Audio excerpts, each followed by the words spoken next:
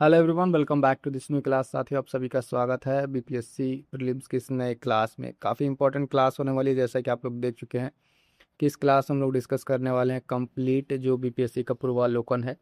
इसमें भारत का भूगोल संपूर्ण तरीके से इसको कवर अप करेंगे और इसमें जितने अब तक क्वेश्चंस पूछे गए हैं उन सारे क्वेश्चंस को हम लोग डिस्कस करेंगे। मोस्ट इंपॉर्टेंट लगभग 400-500 के आसपास क्वेश्चन इसमें होंगे। जो क्वेश्चंस हैं उसको डिस्कस करेंगे, उसके साथ साथ जो हम इसमें उससे इर्द गिर्द क्या पॉइंट बना उन सारे पॉइंट्स को डिस्कस करेंगे। बता दें आप सभी को कि आप लोग जो प्लेलिस्ट बनी होगी, ठीक है, 72nd बीपीएससी के नाम से, उसको एक बार जरूर चेक कर लीजिएगा। वहाँ पे आपको एग्ज़ाम तक जो है ना इतने इंपॉर्टेंट क्वेश्चंस और to the point relevant short notes मिलेंगे, जिससे आपका जो पीटी तो नहीं रुकेगा। किन मानिए पीटी तक क्वालिफाई है उतना तक आपको हम कंप्लीट करा देंगे। यूपी पीसीएस और बीपीएससी, ठीक है, पीटी मेंस मैंने दे रखा है, तो इस चीज़ को आप ध्यान रखेंगे और वही शॉर्ट नोट्स और उसी एक्सपीरियंस को यहाँ पे आपके साथ साझा कर रहे हैं। फिलहाल इस क्लास में हम आपके साथ क्या क्या डिस्कस करेंगे, तो संपूर्ण भूगोल में आपका क्या क्या आ जाएगा आप देखेंगे जब, ठीक है। तो इसमें पूरे इस तरीके से लिस्टिंग है, एक से लेकर आप जितने टॉपिक देख रहे हैं, परिचय, विभाजन, भाषा या तंत्र, जलवायु, इन सब से प्रश्न पूछा गया है, ठीक है। तो ये लगभग लगभग 30 टॉपिक्स हैं, इनसे सारे के सारे प्रश्नों को हम लोग इसमें कवर अप करेंगे। और ध्यान दीजिएगा साथियों, क्लास को बीच में छोड़कर ना भागिएगा। इत्मीनान से पूरे क्लास को अगर आप एक बार देख लेंगे तो आपका थोरोली जो है पूरा का पूरा पीवाईक्यू जो है यहाँ से बीपीएससी में जो पूछे गए हैं अलग अलग एग्जाम्स में वो कवर हो जाएंगे। इस क्लास में हम लोग कहाँ से स्टार्ट करेंगे, तो ध्यान दीजिएगा, सबसे इंपॉर्टेंट जो है खनिज संसाधन से स्टार्ट करेंगे, ये 24 नंबर वाला है यहाँ से। इसके बाद जो है, क्योंकि हर बार देखते हैं खनिज मिनरल से बहुत छोटा टॉपिक रहता है और एक दो प्रश्न परीक्षा में देखने को मिल जाता है ना। तो यहाँ से स्टार्ट करेंगे खनिज संसाधन से, जितने खनिज संसाधन के प्रश्न उसको करेंगे। उसके बाद वन बाय वन करके सारे टॉपिक जितने आप देख पा रहे हैं ये सब वन बाय वन करके हम हमारे क्लास में आएंगे। तो कंप्लीट क्लास को देखिएगा और जितने साथी नए हैं फटाफट से चैनल से जुड़ जाइएगा, अपने साथियों तक शेयर कर लीजिएगा और क्लास कैसी लगी कमेंट करके जरूर बताइएगा। कोई अन्य डाउट हो साथियों, बेझिझक आप कमेंट कीजिए। खूब मेहनत कीजिए, अंतिम समय में जितना रिवीजन और प्रैक्टिस, दो ही फार्मूला है पीटी निकालने का, एक तो रिवीजन और एक प्रैक्टिस। जिसका इस पे कमांड है उसका पीटी नहीं रुकेगा, ठीक है। तो आइएगा स्टार्ट करेंगे आज के अपने सेशन को। करेंगे साथियों, आइएगा भूगोल जो है भारत का भूगोल स्पेशली हम लोग स्टार्ट करने वाले हैं। साथियों देखेंगे खनिज संसाधन, जितने मिनरल्स खनिज वगैरह हैं वहाँ से अलग अलग कितने प्रश्न पूछे गए उसको देखेंगे। पहला प्रश्न यहाँ पे इसमें कह रहा है कि भारत में खनिज उत्पादन में समृद्ध राज्य पहचानिए। तो दिए गए ऑप्शंस में आपको बताना है कौन सा समृद्ध राज्य है। यहाँ पर सही उत्तर हो जाएगा ऑप्शन डी। दिए गए ऑप्शंस के अनुसार क्या हो जाएगा, डी हो जाएगा, ठीक है। जो खान मंत्रालय की वार्षिक रिपोर्ट जारी होती है 2024-25, इसके अनुसार भी अगर आप देखेंगे तो शीर्ष 5 अगर खनिज उत्पादक राज्यों में अगर आप देखेंगे तो पहले पर उड़ीसा है आपका, और दूसरे पर कौन सा है, दूसरे पर राजस्थान है, ठीक है, दूसरे पर राजस्थान, तीसरे पर छत्तीसगढ़ है, ठीक है। टॉप 3 से ध्यान में रखेंगे। आगे बढ़ेंगे साथियों, अगला प्रश्न क्या कर रहा है ध्यान दीजिएगा। भारत के किस राज्य को खनिज लवणों का राज्य कहते हैं, ठीक है, तो कौन सा है, तो आपका ऑप्शन डी हो जाएगा, यहाँ पर झारखंड हो जाएगा। क्या हो जाएगा, झारखंड।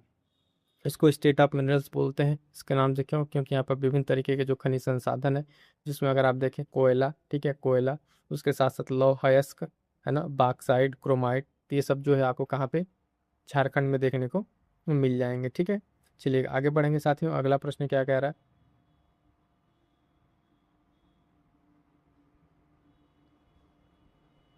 अगला प्रश्न है,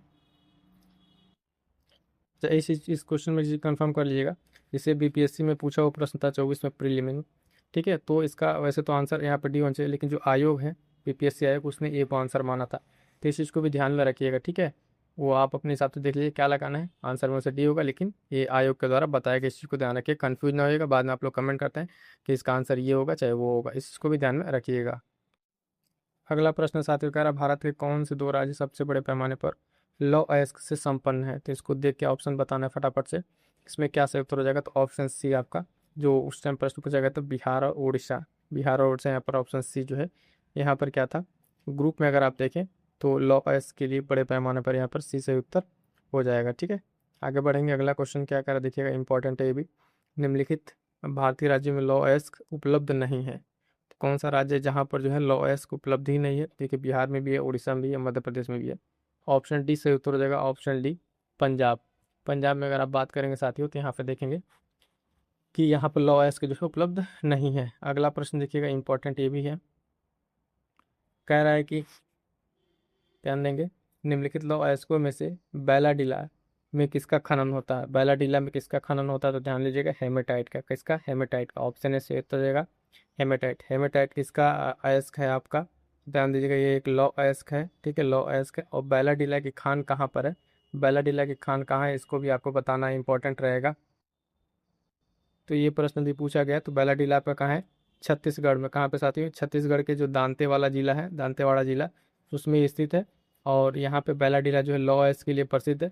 तो हेमेटाइट आपका क्या है? लौ का एक अयस्क है, इसको ध्यान रखेंगे, मोस्ट इंपॉर्टेंट है। आगे जाके प्रश्न फिर से रिपीट को पूछा गया है। आगे बढ़िएगा साथियों, अगला क्वेश्चन क्या कह रहा है? अगला क्वेश्चन है कि पश्चिमी सिंहभूम में स्थित चिड़िया खान, चिड़िया खान की सबसे प्रसिद्ध विशेषता क्या है? तो चिड़िया खान जो है सबसे प्रसिद्ध विशेषता इसलिए है क्योंकि ये लौ अयस्क खनन है। यहाँ पे क्या है? लौ अयस्क यहाँ पे खनन होता है, चिड़िया स्थित जो खान है ना। इंपॉर्टेंट रहेगा, इसको ध्यान रखेंगे। आगे बढ़ेंगे साथियों, अगला प्रश्न क्या पूछा हुआ है? इसमें सारे के सारे आपके कंप्लीट हो जाएंगे, जो भी मिनरल्स वगैरह और बाकी सारी चीज़ ज्योग्राफी क्वेश्चन है सीजन में कंप्लीट हो जाएंगे। निम्नलिखित में से भारत का कौन सा राज्य तांबे का सबसे बड़ा उत्पादक है? देखिए, उत्पादक पूछ रहा है यहाँ पर, ध्यान दीजिएगा। ऑप्शन ए मध्य प्रदेश का से उत्तर हो जाएगा, ठीक है। तांबा का उत्पादन मध्य प्रदेश में सबसे होता है। मलाज खंड जो बालाघाट आपका मध्य प्रदेश का खान है ना, वहाँ पे इसका उत्पादक सबसे ज़्यादा प्रमुख खनन क्षेत्र है। अगला प्रश्न देखिएगा, निम्नलिखित राज्यों में से किसमें तांबा अयस्क का सबसे बड़ा भंडार है? तांबा जो है अयस्क का सबसे बड़ा भंडार है। तो इसमें देखिए कौन सा है राज्य आपका? ऑप्शन है राजस्थान। राजस्थान आपका बहुत इंपॉर्टेंट है। यहाँ पर जो अलग अलग तरीके के अ, जो खान भंडार है, ध्यान दीजिएगा। तांबे के उत्पादन में भारत जो आत्मनिर्भर नहीं है ना, लेकिन राज्य में अगर देखें तो अयस्क जो है कहाँ पर सबसे ज़्यादा है भंडार? तो राजस्थान में आपको देखने को मिलेगा।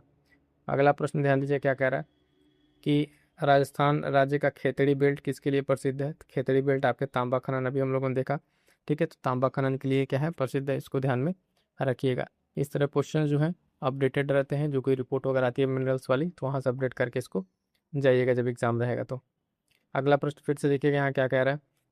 राजस्थान में स्थित खेतड़ी खदान किसके लिए प्रसिद्ध है? तभी बताया किसके लिए? तांबा के लिए। रिपीटेड क्वेश्चन है, लोग कहते हैं क्वेश्चन रिपीट नहीं होता है, क्वेश्चन और थीम के थ्रू जो क्वेश्चन रिपीट होते हैं।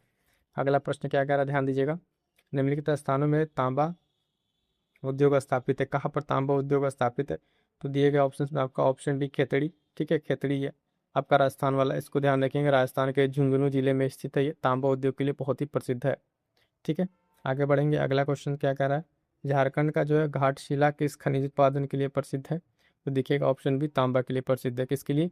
तांबा के लिए। प्रश्न आपसे ऐसे पूछ लेगा कि घाटशिला जो है, घाटशिला जो आपका है वो किस राज्य में स्थित है? तो देखिएगा ये आपके झारखंड में स्थित है, ध्यान रखेंगे।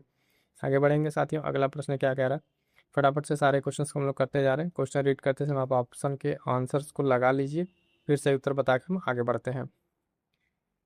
अभ्रक के बारे में यहाँ पे क्या क्या चाहिए? देखिए, भारत के निम्नलिखित राज्यों में से कौन अभ्रक का सबसे बड़ा उत्पादक है? देखिएगा ऑप्शन है आंध्र प्रदेश हो जाएगा, आंध्र प्रदेश सबसे बड़ा उत्पादक यहाँ पर हो जाएगा। अगला प्रश्न कह रहा है निम्न खनिजों में से किस खनिज के उत्पादन में भारत विश्व में अग्रणी है? तो अभी आप सभी जानते हैं किसमें आपका जो अभ्रक है, चादरी अभ्रक यहाँ है। ऑप्शन है अभ्रक के उत्पादन में जो है भारत जो है इसका शीर्ष उत्पादक देश रहा है। वर्ल्ड मिनरल प्रोडक्शन की रिपोर्ट के अनुसार इस बात को बताया गया था, ठीक है। आगे बढ़ेंगे, अगला क्वेश्चन क्या कह रहा है? ध्यान दीजिएगा, इंपॉर्टेंट है ये भी।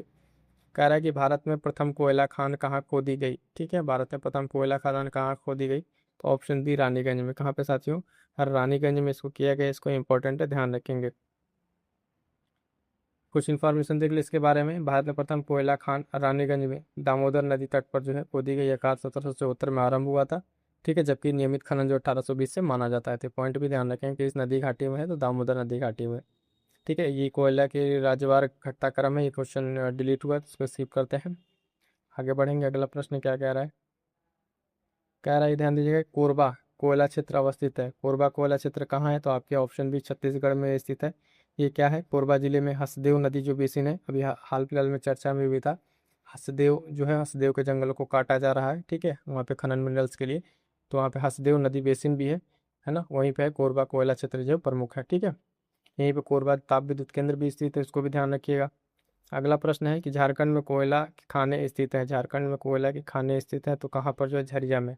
ऑप्शन ही क्या उत्तर हो जाएगा यहाँ पे? झरिया में जो है ये स्थित है। आगे बढ़ेंगे। अगला प्रश्न क्या कह रहा है, झारखंड के झरिया में मुख्यतः क्या पाया जाता है? तो झारखंड के झरिया में जो आपका क्या पाया जाता है, ऑप्शन डी कोयला पाया जाता है। अगला प्रश्न ध्यान दीजिएगा, इसमें क्या कह रहा है, इंपॉर्टेंट रहेगा। अगला क्वेश्चन कह रहा है, भारतीय कोयला उद्योग की निम्नलिखित समस्याओं पर विचार करें। निम्न कोटि का कोयला एवं कोयला संचयन में बाधा, संचलन जो है, ढुलाई संस्थानों की उपयोग क्षमता में कमी, कोकिंग कोयला के आयात पर बढ़ती निर्भरता, या कार्य संचालन कीमत, इसमें कौन सा आपका सही है? तो देखिएगा जो है, इस समस्याएं बात की हैं तो लगभग ये चारों के चारों समस्याएं आपको देखने को मिल जाएंगी, है ना। जिस हिसाब से आपका ऑप्शन भी 1 2 3 4 यहाँ पे सही उत्तर हो जाएगा। कोयला उद्योग में चारों को चारों समस्याएं देखने को मिलती हैं। आगे बढ़ेंगे। अगला प्रश्न क्या कह रहा है कि भूमिगत कोयले का दहन किस राज्य में होता है? तो ऑप्शन सी आपके झारखंड में सही उत्तर हो जाएगा। आगे बढ़ेंगे साथियों। अगला प्रश्न क्या कह रहा है, ध्यान देंगे। भारत में निम्नलिखित में से कौन सी नदी घाटी कोयले के भंडारों से समृद्ध है? तो कौन सी नदी घाटी जो है आपके ऑप्शन डी का उपयुक्त में से एक से अधिक यहाँ होगा, क्योंकि कोयला जो है गोंडवाना कोयला क्षेत्र का योगदान है। इसमें प्रमुख कोयला क्षेत्र आते हैं जिसमें दामोदर नदी घाटी भी आती है, सोनवाला भी आता है, महानदी भी आती है। तो तीनों की तीनों जो है आपके समृद्ध है, इसलिए उपयुक्त में से एक से अधिक यहाँ पर डी इसका सही उत्तर हो जाएगा। आगे बढ़िएगा। अगला प्रश्न क्या कह रहा है कि भारत के निम्नलिखित राज्यों में किसमें कोयले का प्रमुख भंडार है? जब भंडार की बात आती है तो देखिए फिर यहाँ भी ऑप्शन डी से एक उत्तर हो जाएगा। भंडार की स्थिति में अगर आप देखें, यहाँ पूछा राज्य में किसमें कोयले का प्रमुख भंडार है, ये नहीं पूछा कि सबसे ज़्यादा। अगर सबसे ज़्यादा पूछता तो एक ऑप्शन आपको लगाना पड़ता, लेकिन यहाँ पर जो है पूछा है कि किसमें कोयले का प्रमुख भंडार है। तो भारत में जो कोयले का भंडार झारखंड में भी है, छत्तीसगढ़ में भी है, उड़ीसा में भी है, तो उपयुक्त सही डी आंसर यहाँ पर हो जाएगा। अगला प्रश्न है, पेट्रोलियम प्राकृतिक गैस से रिलेटेड भारत में सबसे पुराना तेल का भंडार कहाँ पर है? भारत में सबसे पुराना तेल का भंडार डिगबोई असम में है। कहाँ पर साथियों? डिगबोई जो असम है, यहाँ पर जो है आपको देखने को मिलेगा ये, ठीक है, सबसे पुराना। और इस तरीके से इम्पोर्टेंट भी है तेल भंडार, कई बार अलग अलग परीक्षाओं में ये पूछा जा चुका है, तो इस चीज़ को आपको ध्यान में रखना है, ठीक है। चलिएगा आगे बढ़ेंगे। अगला प्रश्न क्या कह रहा है, मिसलिनियस में क्वेश्चन आ गए हैं, तो देखिएगा इसमें कह रहा है निम्नलिखित में से कौन सा कथन सही है? खनिज से रिलेटेड ध्यान दीजिएगा, अभ्रक कोडरमा में पाया जाता है। ऑप्शन सी यहाँ पर सही उत्तर आपका हो जाएगा। 69 वीक यूसीपीटी में पूछा गया प्रश्न है। आगे बढ़िएगा। अगला प्रश्न क्या कह रहा है, भारत का कौन सा राज्य थोरियम उत्पादन में अग्रणी है? थोरियम उत्पादन में अग्रणी राज्य की बात करेंगे तो ऑप्शन ए केरल हो जाए, क्या हो जाएगा? केरल से उत्तर यहाँ पर हो जाएगा। नेक्स्ट क्वेश्चन देखेंगे क्या पूछ रहा है। अगला प्रश्न, भारत के निम्नलिखित थर्मल पावर प्रोजेक्ट हैं, उसको पूर्व से पश्चिम दिशा में बस कीजिए। कोटा का है, ओबरा, नामरूप, परीक्षा, ठीक है। तो इसमें क्या है, किस तरीके से किस से किधर करना है, ध्यान दीजिएगा। पूर्व से पश्चिम कर रहा है, यानी ईस्ट से आपको लाना है, किस तरीके से वेस्ट में इसको आपको लगाना है। तो इधर अगर आप देखेंगे, नामरूप आपका पड़ेगा असम में, ठीक है, असम में हो गया आपका नामरूप, असम में पड़ेगा। उसके बाद से ओबरा आपका कहाँ है? ओबरा जो है वो यूपी में है, यूपी में है, ठीक। उसके बाद से आप देखेंगे ओबरा के बाद से क्या पड़ेगा? परीक्षा, ठीक है, परीक्षा झांसी उत्तर प्रदेश में है, कहाँ? झांसी में है। और कोटा आपके राजस्थान में है। तो सबसे पश्चिम में कौन पड़ेगा? कोटा पड़ेगा, यानी एक लास्ट में चाहिए आपको, एक लास्ट में आपका ऑप्शन सी में ही है, और दो पहले नामरूप। समझ लीजिएगा कैसे है, हमको करना है ईस्ट टू वेस्ट, ठीक है, ईस्ट से आना है। तो जब अगर हम देखेंगे इधर से आएंगे, इसमें किस तरीके से, इधर असम में आपका नामरूप पड़ रहा है, ठीक है, उसके बाद से ओबरा आपका पड़ रहा है ना। ओबरा सोनभद्र वाले में जैसे स्टार्ट होगा यूपी, उसके बाद इधर आगे झांसी में आपका पड़ जाएगा क्या? परीक्षा। और उसके बाद इधर आएंगे जब राजस्थान में, तो इस तरीके से आपका क्रम जो है ये देखने को मिलेगा, यानी आपका जो है 2 3 4 एक जो है इसका क्रम हो जाएगा। अगला प्रश्न इसमें क्या कह रहा है, निम्नलिखित स्रोतों में से किससे भारतवर्ष सबसे अधिक जो है विद्युत प्राप्त करता है? सबसे अधिक विद्युत प्राप्त करता है भारत तापीय ऊर्जा से। किससे? तापीय ऊर्जा से प्राप्त करता है, ठीक है। चलिएगा आगे बढ़ेंगे। अगला प्रश्न क्या है, जल विद्युत से है, ये क्वेश्चन डिलीटेड है, ठीक है, तो इसको स्किप करते हैं, आगे बढ़ेंगे।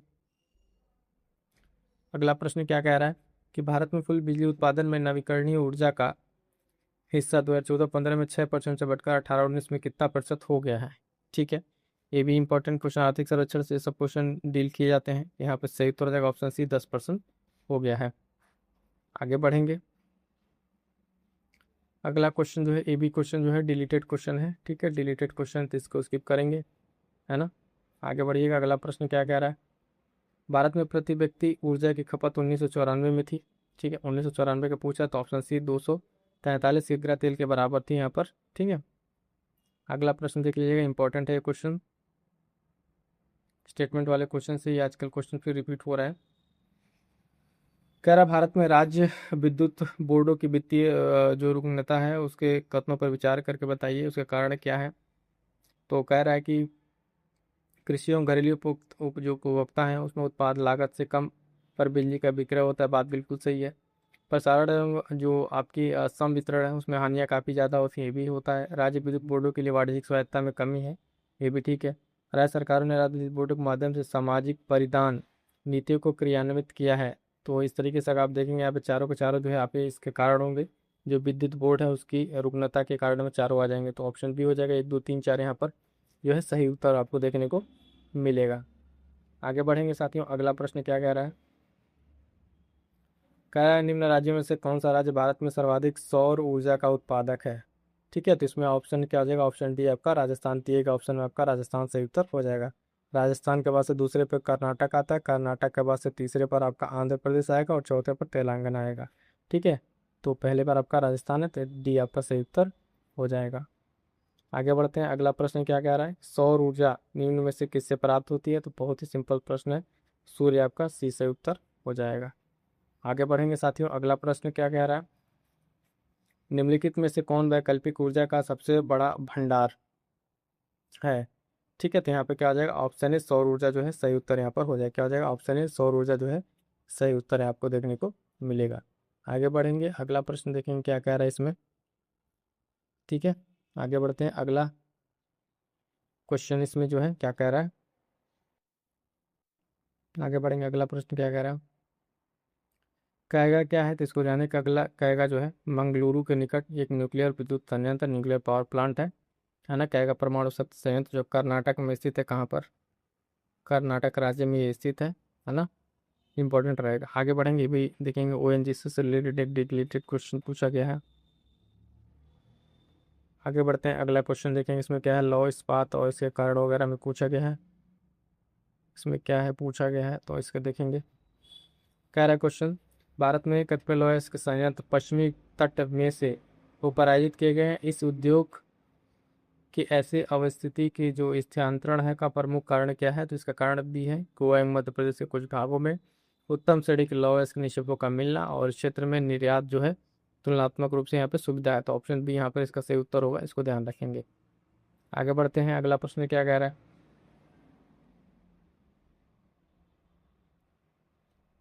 अगला प्रश्न है, टिस्को संयंत्र किसके नज़दीक स्थित है। तो टिस्को आपके टाटानगर यहाँ पे प्रमुख इस्पात कंपनी है, जमशेदपुर में ये स्थित है। लगभग 1907 में इसकी स्थापना होती है। आगे बढ़िएगा, अगला प्रश्न कह रहा है, टाटा आयरन एवं स्टील इंडस्ट्री जो इस कंपनी है टिस्को, उसकी स्थापना किस वर्ष हुई, जिसके भारत में पहले बड़े पैमाने स्टील का उत्पादक बन गए। तभी बताया 1907 में इसकी स्थापना होती है। अगला प्रश्न ये भी डिलीटेड क्वेश्चन है, ठीक है, इसको स्किप करिए। अगला प्रश्न ध्यान दीजिए, कह रहा है भद्रावती इस्पात केंद्र स्थित है। तो बहुत ही प्यारा सा क्वेश्चन है, इसको ध्यान देंगे। कर्नाटक में ये स्थित है, बाबा बुदन की पहाड़ी पर। ठीक है, तो बाबा बुदन की पहाड़ी पर ये स्थित है। कौन सी नदी है वहाँ पर, भद्रा नदी है। ठीक है, भद्रावती इस्पात केंद्र तो भद्रा। इस तरीके से थोड़ा सा कॉमन सेंस लगा के भी क्वेश्चन को आप सॉल्व कर सकते हैं अगर नहीं आ रहा है कहीं। ठीक है, आगे बढ़ेंगे, अगला प्रश्न क्या कह रहा है, मिसलिनियस में है। कह रहा है कि भारतीय सीमेंट उद्योग के संबंध में लिखित में से कौन सा कथन सही है। कह रहा है भारत का लगभग 87% सीमेंट उद्योग राजस्थान, आंध्र प्रदेश और मध्य प्रदेश जैसे कुछ राज्यों में केंद्रित है। ठीक है, तो ये बात बिल्कुल सही है। इसके बाद से भारत दुनिया में सीमेंट का सबसे बड़ा उत्पादक है। जी नहीं, भारत जो है इसमें दुनिया का सबसे बड़ा उत्पादक नहीं है। विश्व में इसका दूसरा स्थान है, पहले पर अभी भी चीन है। ठीक है, तो ये गलत हो जाएगा दूसरा। तीसरा कह रहा है भारत में जो है अधिकांश सीमेंट संयंत्र कच्चा माल के स्रोतों से दूर है या समुद्र के बंदरगाहों के पास स्थित है। तो नहीं, बंदरगाहों के पास तो स्थित नहीं है, जहाँ जहाँ आपको मिलेगा वो खदान वहाँ स्थित है। तो ध्यान देंगे क्या हो जाएगा, आपका ऑप्शन है सही पूछ रहा है, केवल एक सही उत्तर हो जाएगा। दो जो गलत है, क्यों गलत है बता दिया। देखिए ये वाला जो भारत दुनिया में उत्पादक नहीं है, दूसरे नंबर पर आता है, पहले पर चीन है। और ये दूर नहीं स्थित है, बंदरगाहों के पास जो इस तरीके से निर्यात कच्चा माल के पास ये स्थित है। आगे बढ़ेंगे, अगला प्रश्न है सेकंड नंबर क्या कह रहा है यहाँ पे, देखिए फिर से। तमिलनाडु में सर्वाधिक सूती वस्त्र के कारखाने कहाँ पाए जाते हैं। तमिलनाडु में सर्वाधिक जो सूती वस्त्र के कारखाने कहाँ पाए जाते हैं। तो ध्यान दीजिएगा, ऑप्शन डी कोयम्बटूर में पाए जाते हैं। कहाँ पे, कोयम्बटूर में पाए जाते हैं। अगला प्रश्न क्या कह रहा है देखिएगा, फिर से रिपीटेड क्वेश्चन लग रहा है, भारत के किस राज्य में सबसे अधिक सूती वस्त्र मिलते हैं। या नीले हैं, सूती वस्त्र नीले हैं, तो आपका क्या हो जाएगा, ऑप्शन डी महाराष्ट्र हो जाएगा। क्या हो जाएगा, ऑप्शन डी महाराष्ट्र यहाँ पर सही उत्तर हो जाएगा। अगला प्रश्न है साथियों, ध्यान दीजिएगा क्या कह रहा है। विभाजन के कारण भारत के कौन सा उद्योग सबसे बुरी तरीके से प्रभावित हुआ है, तो देखिएगा जूट और रुई उद्योग। ऑप्शन सी क्या है, जूट और रुई उद्योग जो है बहुत बुरी तरीके से प्रभावित हुआ है, इस बात के ध्यान में रखिएगा। आगे बढ़ते हैं, अगला प्रश्न क्या कह रहा है कि भारत में किस उद्योग में सर्वाधिक लोग कार्यरत हैं, तो यहाँ पर देखिएगा कपड़ा उद्योग, ऑप्शन सी से उत्तर हो जाएगा। यहाँ पर जो है सर्वाधिक लोग यहाँ पर कार्यरत हैं। अगले बढ़ेंगे, अगला प्रश्न क्या कह रहा है, भारत में सबसे प्राचीन बृहद स्त्री उद्योग कौन सा है, तो आपका कपास पे आधारित उद्योग जो है यही सबसे पुराना वस्त्र उद्योग के रूप में देखा जाता है। अगला प्रश्न, कपास उद्योग जिन कच्चे मालों पर आश्रित है वो क्या है, तो आपके भार ह्रास मूलक हैं। ऑप्शन ए से उत्तर यहाँ पर हो जाएगा। अगला प्रश्न कह रहा है निम्नलिखित में से कौन सा वस्त्र उद्योग का केंद्र है, तो देख के बताइए फटाफट से। यहाँ पे कहा जाएगा भीलवाड़ा, ऑप्शन बी जो है दिए गए ऑप्शन में भीलवाड़ा राजस्थान का एक शहर है, यहाँ पर जो है वस्त्र उद्योग का केंद्र आपको देखने को मिलेगा। अगला प्रश्न क्या कह रहा है कि मूरी जाना जाता है, तो मूरी आप सभी जानते हैं ये एल्युमिनियम प्लांट है, उसके लिए जाना जाता है। अगला प्रश्न फिर से पूछ रहा है कौन सा उद्योग मूरी उद्योग में स्थापित है, तो मूरी में आपका कौन सा एल्यूमिनियम है। याद रखिएगा पीवाईक्यू का क्वेश्चन 2 बार रिपीटेड है, फिर से आगे क्वेश्चन आ सकता है। अगला प्रश्न ये भी जो है भारत का प्रश्न संघ लगाया गया था, ये प्रश्न भी डिलीटेड है, ठीक है, डिलीटेड क्वेश्चन को रिसीव करेंगे हम लोग। आगे बढ़िएगा। अगला प्रश्न, अखबारी कागज उद्योग में निम्नलिखित किस स्थान पर अवस्थित है, तो यहाँ पे कहाँ पे, ऑप्शन सी नेपानगर में स्थित है। कहाँ पर, नेपानगर में स्थित है। अभी जितने साथी देख रहे हैं क्वेश्चंस को, है ना, जो क्वेश्चंस ना आए फिर से एक बार कह रहे हैं पेज लेके जरूर बैठिएगा, उस क्वेश्चन को नोट करते रहिएगा पॉइंट टू, अच्छा इसका ये आंसर, इसका ये आंसर, बाद में रिवीजन में आपको चीज़ें याद आएंगी और परीक्षा में दोबारा प्रश्न गलत होने से आपका बच जाएगा। आगे बढ़ते हैं, अगला प्रश्न क्या कह रहा है, ध्यान दीजिएगा। कह रहा है कि छत्तीसगढ़ में सीमेंट उद्योग विकसित है क्योंकि यहाँ पर मुख्य रूप से उपलब्ध है, तो छत्तीसगढ़ में विकसित है तो यहाँ पे क्या है उसका कारण, तो चूना पत्थर आपको मिल जाएगा, इस वजह से विकसित है। अगला जो है स्थान दिया हुआ है और उद्योग दिया हुआ है, मिलान करना है, तो फटाफट से देख लीजिए। बंगलुरु, बंगलुरु में आपका क्या मिलेगा, वायुयान मिलेगा, ठीक है। कोरबा आपका छत्तीसगढ़, यहाँ पर एल्यूमिनियम है, कहाँ पे, एल्यूमिनियम है। जमशेदपुर आपका क्या हो जाएगा, जमशेदपुर में आपको मिल जाएगा क्या चीज़, लोहा इस्पात मिल जाएगा, लोहा इस्पात। और मलाजखंड अभी आपको बताया तांबा के लिए प्रसिद्ध है, तो इस हिसाब से मिला लीजिए, ठीक है। आपका ए का तीसरा, बी का चौथा, ए का तीसरा, बी का चौथा अगर आप देखेंगे मिलान वाले में, ए का तीसरा, बी का चौथा, तो ऑप्शन डी आपको यहाँ पर से उत्तर मिल जाएगा, ठीक है। इंपॉर्टेंट ये है कि जो इसमें दिया हुआ है इसको याद रखें, आगे चल किसी में से कोई एक लेके ऑप्शन आपको मिला के दे देगा, है ना, तो आपसे परीक्षा में गलत नहीं होना चाहिए। एक बार फिर से आपको देख लेंगे इस चीज़ को। आगे बढ़िए, अगला प्रश्न क्या कह रहा है, भारत में जो है चीनी उद्योग के बारे में लिखित में से कौन सा कथन सही है, तो ध्यान दीजिएगा। कर उत्तर प्रदेश चीनी का सबसे बड़ा उत्पादक है, चीनी का दूसरा कह रहा है, ठीक है, गलत। उत्तर प्रदेश कम, ये वजन कम करने वाला उद्योग है। महाराष्ट्र देश में अग्रणी चीनी उत्पादक के रूप में उपयुक्त में से एक से उपयुक्त में से कोई नहीं, देखिएगा इसमें जो पहला भी गलत है दूसरा गलत है, ऑप्शन डी होगा उपयुक्त में से कोई नहीं सही उत्तर हो जाएगा, ठीक है। इस चीज़ को समझिए, जिस टाइम प्रश्न पूछा गया था इसमें चीनी उद्योग भार ह्रास उद्योग का उदाहरण था, और आंकड़ों कौन से भारत का सबसे बड़ा चीनी उत्पादक राज्य उत्तर प्रदेश था, और महाराष्ट्र कर्नाटक दूसरे तीसरे पर थे, उसको चेंज कर दिया था। अगला प्रश्न क्या कह रहा है, भारत में कोर उद्योग क्या है, भारत में कोर उद्योग क्या है, ध्यान दीजिए। तो भारत में कोर उद्योग जो है विद्युत, कोयला, पेट्रोलियम पदार्थ से उपयुक्त सभी डी से उत्तर हो जाएगा। इसमें जो इंपॉर्टेंट है 8 उद्योग होते हैं, जिसमें कोयला, कच्चा तेल, प्राकृतिक गैस, परिशोधन उत्पाद, उर्वरक, स्टील, सीमेंट और विद्युत, इसको कोर सेक्टर के रूप में जाना जाता है, ध्यान रखेंगे। आगे बढ़ेंगे, परिवहन पे आ गए हैं। इसमें क्या क्वेश्चन पूछ रहा है, 31 अक्टूबर 2024 को भारतमाला परियोजना के तहत किस राज्य में सबसे अधिक निर्मित सड़कें की लंबाई थी, तो यहाँ पर कौन सा है, ऑप्शन ए आपका क्या हो जाएगा, राजस्थान में था। क्या था, राजस्थान में था। अगला प्रश्न क्या कह रहा है कि भारतमाला परियोजना से भारत का निम्न से कौन सा इंफ्रास्ट्रक्चर क्षेत्र संबंधित है, ध्यान दीजिएगा आपका कौन सा, भारतमाला से सड़क इंफ्रास्ट्रक्चर इसमें बात की जा रही है, ऑप्शन सी से उत्तर हो जाएगा। आगे बढ़ते हैं, अगला क्वेश्चन क्या पूछा है, ये भी बहुत पुराना क्वेश्चन है। भारत में कुल कितने राष्ट्रीय मार्ग हैं, उनकी कुल कितनी लंबाई है, तो लोगों द्वारा का क्वेश्चन उसी अकॉर्डिंग ऑप्शन यहाँ पर डी सही था। फिलहाल इसको आपको अपडेट कर लेना है। 31 दिसंबर 2024 के अनुसार भारत में कुल राष्ट्रीय राजमार्ग की अनुमानित लंबाई जो है यहाँ पर आपको देखने को मिल रही है, इसको ध्यान में रखिएगा, ये डेटा आपको ध्यान में रखना है। अगला क्वेश्चन इंपॉर्टेंट है, कई बार परीक्षा में पूछा जा चुका है। स्वर्णिम चतुर्भुज क्या है, तो स्वर्णिम चतुर्भुज जो है आपका क्या है, ये जो है राष्ट्रीय राजमार्ग परियोजना है। क्या है? राष्ट्रीय राजमार्ग गोल्डन क्वाड्रिलेटरल। ठीक है, इस तरीके से आपको 4 मेजर सिटीज़ को जो इसे जोड़ता है भारत के, तो ध्यान रखना। ठीक है, इसमें 4 कौन कौन से हैं ये भी आपको एक बार बता दें। 4 जो है आपके यहाँ से स्टार्ट होता देखेंगे, दिल्ली, इधर मुंबई है, इधर कोलकाता है और इधर आके चेन्नई है। ये चारों गोल्डन क्वाड्रिलेटरल से जोड़ता है। इसकी कुल लंबाई जो है 58 किलोमीटर के आसपास है, इसको ध्यान रखना है। अगला प्रश्न क्या कह रहा है?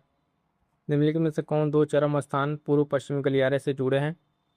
तो यहाँ पर आपका कौन सा सही उत्तर हो जाएगा, ध्यान देंगे। आपका ऑप्शन सी सिलचर और पोरबंदर। क्या हो जाएगा? सिलचर और सिलचर आपके असम में है, पोरबंदर गुजरात में है। तो आपके ये पूर्व पश्चिम गलियारा जो आपके इधर मिलता है, इधर असम, और यहाँ से जो है आपके पूर्व पश्चिम गलियारा ऐसे कुछ आके यहाँ पे पोरबंदर इस तरीके गुजरात में ये मिला हुआ है। इसको आपको ध्यान में रखना है। आगे बढ़ेंगे, अगला क्वेश्चन क्या कह रहा है? भारत का 40% सड़क परिवहन होता है, तो 40% सड़क परिवहन जो है आपके किससे होता है? ऑप्शन है राष्ट्रीय राजमार्ग से होता है। ठीक है, अगला प्रश्न है, भारत में सबसे पहले रेल मार्ग तैयार हुआ था? ध्यान दीजिएगा, ऑप्शन 1853 में स्टार्ट हुआ था, लॉर्ड डलहौजी के समय में। ठीक है, तत्कालीन मुंबई जो ठाणे के बीच में पहली ट्रेन चलाई गई थी। अगला प्रश्न क्या कह रहा है, ध्यान दीजिएगा। बड़ी लाइन की 2 पटरियों के बीच में दूरी होती है, कितनी दूरी होती है? तो 5.5 फीट की दूरी यहाँ पर होती है, इसको ध्यान रखेंगे। इसमें जो कुछ इंपॉर्टेंट फैक्ट्स है देख लीजिएगा। मीटर गेज, बड़ी लाइन या चौड़ी, छोटी लाइन, इसको आपको ध्यान में रखना है। सारे पॉइंट्स को एक बार आप लोग जरूर रिकॉल कर लीजिएगा। आगे बढ़ेंगे, अगला प्रश्न है, रेलवे जोन का मुख्यालय हाजीपुर में स्थित है, तो कौन से रेलवे जोन का आपका? तो बिहार जो है ये बिहार में स्थित है। आप जानते हैं हाजीपुर क्यों स्थित है मुख्यालय, वैशाली। अगला क्या है, ये ट्रेन राजधानी से रिलेटेड है, इसको भी स्किप कीजिए क्वेश्चंस को।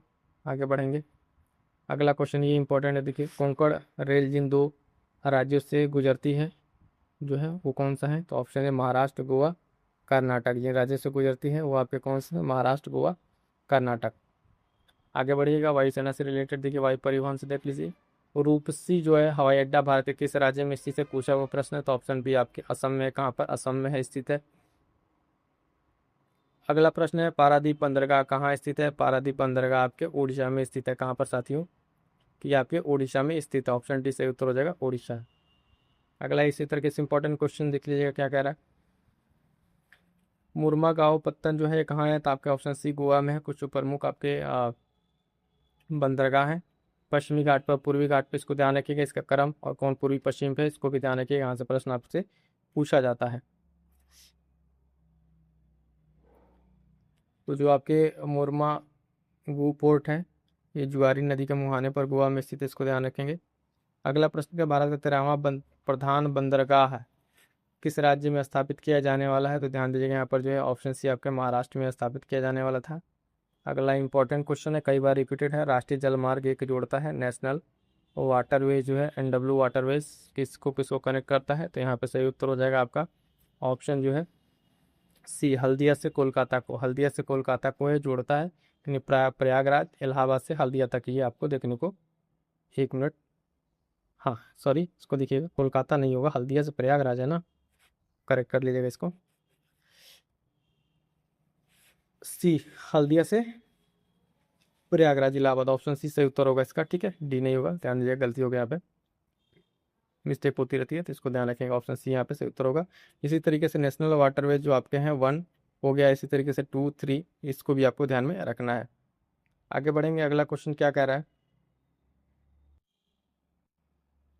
अगला क्वेश्चन कह रहा है कि जवाहरलाल नेहरू बंदरगाह किस राज्य में स्थित है? जवाहरलाल नेहरू बंदरगाह आपके महाराष्ट्र में स्थित है। कहाँ पर? ऑप्शन डी, महाराष्ट्र में। अगला इंपॉर्टेंट क्वेश्चन, निम्नलिखित बंदरगाह में कौन सा कृत्रिम बंदरगाह है? तो ध्यान दीजिएगा, ऑप्शन डी आपका चेन्नई जो है यहाँ पर कृत्रिम बंदरगाह है। ठीक है, इंपॉर्टेंट रहेगा, इसको भी आपको ध्यान में रखना है। अगला देख लीजिएगा, इंपॉर्टेंट प्रश्न क्या कह रहा है। कांडला पोर्ट का परिवर्तित नाम क्या है? तो कांडला पोर्ट का नाम जो बदल के आपको क्या कर दिया गया, दीनदयाल पोर्ट कर दिया गया है, इसको ऑप्शन ए सही उत्तर हो जाएगा। अगला क्वेश्चन है, देखिएगा, इसमें भारत के निम्नलिखित बंदरगाहों को उत्तर से दक्षिण, नॉर्थ से साउथ की दिशा में व्यवस्थित करना है, तो इसमें सही उत्तर क्या हो जाएगा? सबसे पहले आपका आ जाएगा उत्तर से दक्षिण की दिशा में करना है, तो आपके इस व्यवस्था में विशाखापट्टनम। ठीक है, उसके बाद से आपके काकीनाडा आ जाएगा, 4 के बाद एक, 4 के बाद एक, इसमें बी में है। तो ये सही उत्तर आपका हो जाएगा। उसके बाद से क्या आ जाएगा आपका मछलीपट्टनम और नागपट्टिनम, सबसे लास्ट में साउथ में आपका ये पड़ेगा। ठीक है, तो बी सही उत्तर यहाँ पर हो जाएगा। अगला एक यहाँ पर कोई इंपॉर्टेंट क्वेश्चन देख लीजिए। वह दर्रा जो सर्वाधिक ऊंचाई पर अवस्थित है, कौन सा है जो सर्वाधिक ऊंचाई पर अवस्थित है? ध्यान दीजिएगा, इसमें से दिए गए विकल्प में से ऑप्शन ई माना गया था यहाँ पर सही उत्तर आयोग के द्वारा।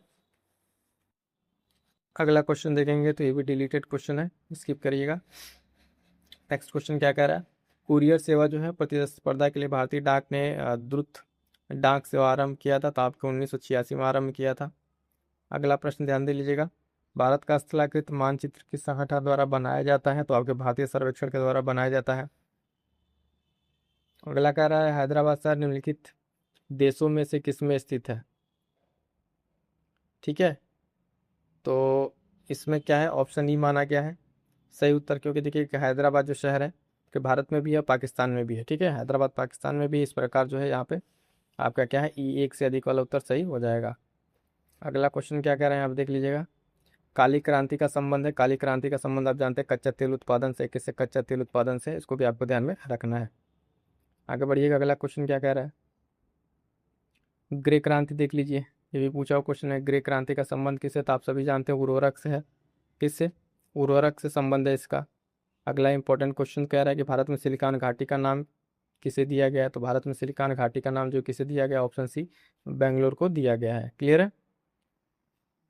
भारत का जो क्षेत्रफल है संसार के क्षेत्रफल का 2.4% है, परंतु इसकी जो है पॉपुलेशन जो है वो कितनी है? तो दिए गए ऑप्शंस के अनुसार जो है यहाँ पर सही उत्तर ऑप्शन बी हो जाएगा। ठीक है, वर्तमान में अगर बात करें तो पॉपुलेशन लगभग 17.78% हो चुकी है, लेकिन इस प्रश्न के अनुसार हमारा सही उत्तर ऑप्शन बी हो जाएगा। अगला क्वेश्चन ध्यान दीजिएगा, मोस्ट इंपॉर्टेंट क्वेश्चन है, कई बार ये पूछा हुआ है। कह रहा है कि निम्नलिखित में से किस राज्य से कर्क रेखा नहीं गुजरती है? कर्क रेखा से अक्सर ये क्वेश्चन पूछ लेता है, तो ध्यान दीजिएगा दिए गए ऑप्शन आपका सही उत्तर हो जाएगा ऑप्शन बी। ठीक है, उड़ीसा से होके नहीं गुजरती है। एक बार ध्यान से सुन लीजिएगा, जो कर्क रेखा है वो भारत के जो है 8 राज्यों से होकर गुजरती है। कितने? 8 राज्यों से, नाम बता दे रहे हैं, ध्यान सुनिएगा इस तरफ से। जो आपका इधर से गुजरात से शुरू कीजिए। ठीक है, गुजरात, राजस्थान, है ना, मध्य प्रदेश, छत्तीसगढ़, झारखंड, पश्चिम बंगाल और त्रिपुरा, और लास्ट में मिजोरम।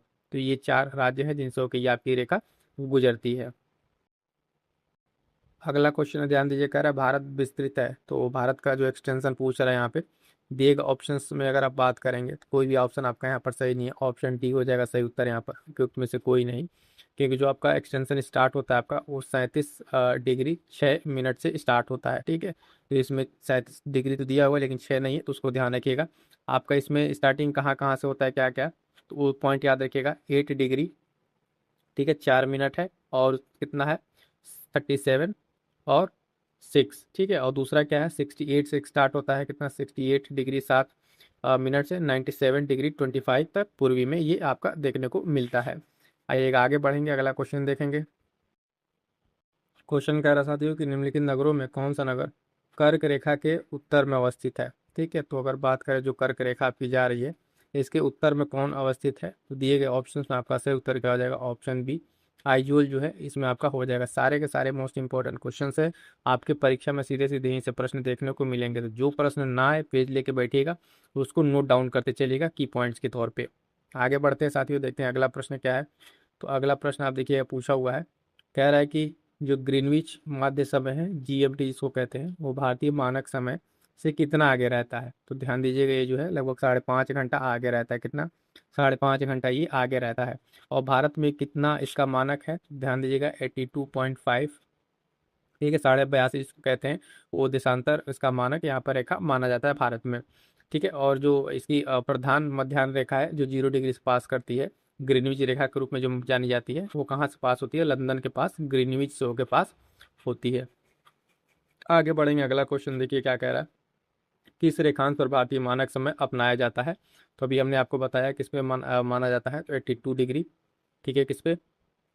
82.5 जो ईस्ट है, या कई जगह आप देखेंगे 82 हाफ लिखा रहता है, तो इसको भी आपको ध्यान में रखना है। ठीक है, चलेगा। इसी तरीके से मिलता जुलता अगला एक और प्रश्न है, कह रहा भारतीय मानक समय जो आईएसटी ग्रीनविच माध्य समय में कितना अंतर पाया जाता है? तो दिए गए ऑप्शन के अनुसार अगर आप देखेंगे तो लगभग जो है आपको +5 घंटे का यहाँ पर देखने को मिलेगा। ठीक है, चलिए आगे बढ़ते हैं साथियों। अगला प्रश्न क्या कह रहा है, बीपीएससी में पूछा हुआ, देखें, इस पठार पर जो है कर्क रेखा तथा भारतीय मानक रेखा एक दूसरे को काटती है। ठीक है, कर्क रेखा और भारतीय मानक रेखा एक दूसरे को काटती हैं, तो वो पॉइंट आपका कौन सा हो जाएगा, ऑप्शन सी क्या हो जाएगा, बघेलखंड इसका सही उत्तर हो जाएगा। ठीक है, चलिए आगे बढ़ेंगे। अगला प्रश्न देखिए क्या कह रहा है, भारत और चीन के बीच की जो सीमा रेखा है उसको क्या कहा जाता है। तो भारत और चीन के बीच की जो सीमा रेखा है उसको कहा जाता है क्या, ऑप्शन ए मैकमोहन रेखा कहा जाता है। ठीक है, ये इसका निर्धारण जो है यहाँ देखेंगे 1914 में। ठीक है, 1914 में सर हेनरी मैकमोहन के द्वारा किया गया था। आगे बढ़ेंगे साथियों, फटाफट से देखेंगे अगला क्वेश्चन क्या कह रहा है, म्यांमार के साथ भारत के किन राज्यों की सीमाएं मिलती हैं। म्यांमार के साथ, तो म्यांमार आपको किधर पड़ेगा, तो ये साइड जो नॉर्थ ईस्ट में आप देखेंगे म्यांमार, इधर बांग्लादेश और यहाँ पे साइड आपका म्यांमार। तो कहाँ पे म्यांमार के कौन से राज्यों से जो साइड के आपके हैं उसी से तो बाउंड्री टच करेगी। इसमें देखेंगे आपका दिया त्रिपुरा, त्रिपुरा आपका 3 तरीके से क्या है, बांग्लादेश से घिरा हुआ है। ठीक है, यहाँ पे तो ये आपका कैंसिल हो गया। ठीक है, उसके साथ साथ आपका असम यहाँ दिया हुआ, तो असम को भी हटा दीजिए। तो साइड के आपके राज्य कौन कौन से आपके इसमें बचे, अरुणाचल प्रदेश, नागालैंड, मणिपुर और मिजोरम, जो यहाँ ऊपर से स्टार्ट करेंगे अरुणाचल, नागालैंड, मणिपुर, मिजोरम, तो ये साइड आपके क्या है, देखेंगे ध्यान से तो किससे टच हो रहे हैं, आपके म्यांमार से होंगे। तो सही उत्तर क्या हो जाएगा आपका, ऑप्शन बी जो है यहाँ पर सही उत्तर हो जाएगा, अरुणाचल, नागालैंड, मणिपुर और मिजोरम। आगे बढ़ेंगे साथियों, अगला प्रश्न क्या कह रहा है, ये भी इंपॉर्टेंट है, ध्यान दीजिएगा। निम्नलिखित में से जो देश है किसकी भारत के साथ सबसे अधिक लंबी सीमा है। ठीक है, तो दिए गए ऑप्शंस में देख के आपको बताना है, कई बार ये होता है। तो सबसे यहाँ पे ऑप्शन के हिसाब से सी हो जाएगा, बांग्लादेश, जो सबसे लंबी सीमा रेखा है। क्योंकि जब आप देखते हैं भारत को इस साइड से, ठीक है, यहाँ पे इस वाले रीजन में जो बाउंड्री है, ठीक है, सीमा रेखा है, वो कुछ बहुत ज़्यादा ऐसे जिग जैग है। तो यहाँ पे इसकी अगर लंबाई देखेंगे तो सबसे ज़्यादा हो जाता है किसकी, बांग्लादेश की सबसे ज़्यादा। ऑप्शन सी से उत्तर यहाँ पर हो जाएगा। आइएगा अगला प्रश्न देखेंगे। अगला प्रश्न क्या कह रहा है, भारत के कितने राज्यों की सामान्य सीमा common border Pakistan and Bangladesh के साथ है। तो ऐसा तो पाकिस्तान तो अगर आप देखें इस साइड में आपका पड़ेगा, और बांग्लादेश आपके यहाँ तो कोई राज्य ऐसा इस तरीके से नहीं है जिसका कॉमन बाउंड्री हो। तो इसमें से उपयुक्त में से एक से अधिक, ये आपका ई सही उत्तर रहता है, उपयुक्त में से कोई नहीं। ठीक है, अगला प्रश्न देखिए, बहुत बेहतरीन प्रश्न है ना, क्या कह रहा है इसको ध्यान से देखिए। कह रहा है कि निम्न कथनों पर विचार कीजिए और सही की पहचान कीजिए। ग्रेटर हिमालय अपनी निरंतरता के लिए जाना जाता है, निम्न हिमालय अपनी व्यापकता और अनुप्रस्थ वादियों के लिए जाना जाता है, शिवालिक बाह्य हिमालय है जो उत्पत्ति में सबसे नवीनतम है। पूछ रहा है कि इसमें से जो है आपका कौन सा स्टेटमेंट सही है। ठीक है, तो पूछ रहा है कौन सा स्टेटमेंट सही है, तो पहला आपका एकदम सही है और तीसरा सही है। ठीक है, दूसरा आपका सही नहीं है। इस हिसाब से आपका 1 और 3 ऑप्शन सी सही उत्तर हो जाएगा। क्या हो जाएगा, सी सही उत्तर हो जाएगा। शिवालिक की अगर बात करेंगे तो शिवालिक जो है आपका उत्पत्ति में सबसे नवीनतम है, ये बात बिल्कुल सही है। और ग्रेटर हिमालय पश्चिम से पूर्व तक अपनी निरंतरता के लिए जाना जाता है। आगे बढ़ेंगे, अगला प्रश्न देखिएगा, ये भी बहुत बढ़िया प्रश्न है, ध्यान से देखिएगा। इसमें क्या कह रहा है, कई बार जब इस तरीके से प्रश्न पूछा है तो स्टेटमेंट वाला, तो उसमें कई सारे पॉइंट्स आपको एक साथ पूछ लिए जाते हैं, तो उसको ध्यान रखना रहता है। भारत में भू आकारों की रचना के संबंध में निम्नलिखित कथनों पर मनन कीजिए। कह रहा है संरचनात्मक दृष्टि से मेघालय पठार दक्कन पठार का ही विस्तारित भाग है। कश्मीर घाटी की रचना जो एक समभिन्नति में हुई है। गंगा मैदान की रचना एक अग्रगर्त में हुई है। हिमालय की उत्पत्ति भारतीय प्लेट, यूरोपीय प्लेट तथा चीनी प्लेट का त्रिकोणीय अभिसरण के फलस्वरूप हुई है। अब इसमें से बताना है कौन सा कथन आपका सही है। तो देखिएगा, सही की अगर हम बात करेंगे इसमें कौन कौन सही है, तो पहला आपका बिल्कुल सही है, दूसरा भी सही है और तीसरा भी सही, चौथा गलत है। ये जो भारतीय प्लेट है और इसमें यूरोपीय प्लेट है, इसमें सिर्फ 2 ही प्लेट है इस हिमालय की उत्पत्ति में। चीनी प्लेट का आपका कहीं कोई इस तरीके का जिक्र इसमें प्लेट टेक्टोनिक में नहीं देखने को मिलता है। तो चौथा कथन आपका गलत हो जाएगा। 1, 2, 3 ऑप्शन देख लेते हैं हमारे पास कौन सा है 1, 2, 3 का। तो इसमें जो है आपका ऑप्शन जो कौन सा है, यही आपका सही है, 1, 2, 3 आपका सही हो जाएगा। ठीक है, चलिए आगे बढ़ते हैं, अगला प्रश्न ध्यान दीजिएगा। अगला प्रश्न क्या कह रहा है, सारे के सारे इंपॉर्टेंट प्रश्न आपको एक साथ यहाँ पर करा दिए जा रहे हैं, जो आपकी परीक्षा के लिए बहुत ही महत्वपूर्ण है, इसको अच्छे से कर लीजिएगा। भौगोलिक क्षेत्रफल के अनुसार भारत की निम्नलिखित भौतिक फिजियोग्राफी इकाइयों को आरोही क्रम में व्यवस्थित कीजिए। कह रहा है केंद्रीय उच्च भाग है, महान मैदान है, तटीय मैदान है और उत्तरी पर्वत है। तो इसको अगर आप अरेंज करेंगे तो सबसे पहले आपका कौन सा इसमें आएगा, तटीय मैदान आएगा, 3 आएगा। ठीक है, 3 आएगा तटीय मैदान। तो उसके बाद से आपका क्या आ जाएगा, केंद्रीय उच्च भाग आएगा, 3 के बाद 1 आएगा। ठीक है, उसके बाद से आपका हो जाएगा, इसमें क्या हो जाएगा, महान मैदान यानी 2 हो जाएगा, फिर आपका 4। तो 31-24 अगर आप कोड देखें कौन सा आपका मिल रहा है, ऑप्शन यहाँ पर सही उत्तर हो जाएगा। आगे बढ़ते हैं, अगला प्रश्न क्या कह रहा है, भारतीय उपमहाद्वीप में जो पूर्व में मूलतः एक भाग था, जो किसका भाग था, जो भारतीय उपमहाद्वीप के पूर्व में, तो ये जो है आप देखेंगे किसका भाग था, तो गोंडवाना लैंड का भाग था। ऑप्शन बी जो है इसका सही उत्तर हो जाएगा, गोंडवाना लैंड सही उत्तर हो जाएगा। आगे बढ़ते हैं, अगला क्वेश्चन देखिएगा, कह रहा दक्षिणी प्रायद्वीप उच्च भूमि का भाग है। ठीक है, इसका भाग है, तो यहाँ पे ध्यान दीजिए, ये भी आपका ऑप्शन हो जाएगा, गोंडवाना लैंड का ये भाग है। इसमें अगर मुख्यतः आप देखें कौन कौन सी चीज़ें हैं इसमें, तो कौन कौन से स्टेट, तो आपका एमपी आ जाता है, आंध्र प्रदेश, तेलंगाना, है ना, और महाराष्ट्र के कुछ हिस्से आपके आ जाते हैं, जो आपका डेक्कन वाला प्लेटू यहाँ पर इस वाले रीजन में आपको देखने को मिलेगा। आगे बढ़ते हैं, अगला प्रश्न ध्यान दीजिएगा, हिमालय का पर्वत जो पदीय प्रदेश है वो क्या है। तो हिमालय का जो पदीय प्रदेश की बात करेंगे तो आपका कौन सा है, आपको देखने को मिल जाएगा यहाँ पर, आपको ऑप्शन बी शिवालिक से उत्तर हो जाएगा। आगे बढ़िएगा, अगला क्वेश्चन कह रहा है निम्नलिखित श्रेणियों को उत्तर से दक्षिण की ओर क्रम में व्यवस्थित कीजिए, लद्दाख, काराकोरम, पीर पंजाल और जास्कर। इसका सही उत्तर क्या हो जाएगा साथियों, तो सबसे अगर ऊपर की बात करें तो आपका आता है काराकोरम। एक मिनट, क्या करना है हमको, उत्तर से दक्षिण करना है ना, सबसे ऊपर से।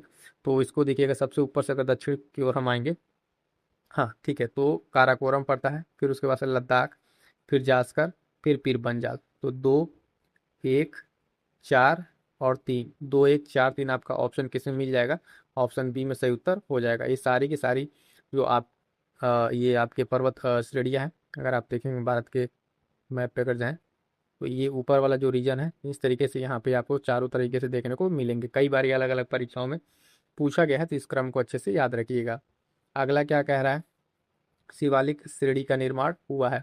शिवालिक श्रेणी का जो है निर्माण जो हुआ है, तो शिवालिक श्रेणी का निर्माण कब हुआ है, तो ध्यान दीजिएगा, ये आपका हुआ है ऑप्शन डी सेनोजोइक में हुआ है। कब, सेनोजोइक में आपको देखने को मिला है।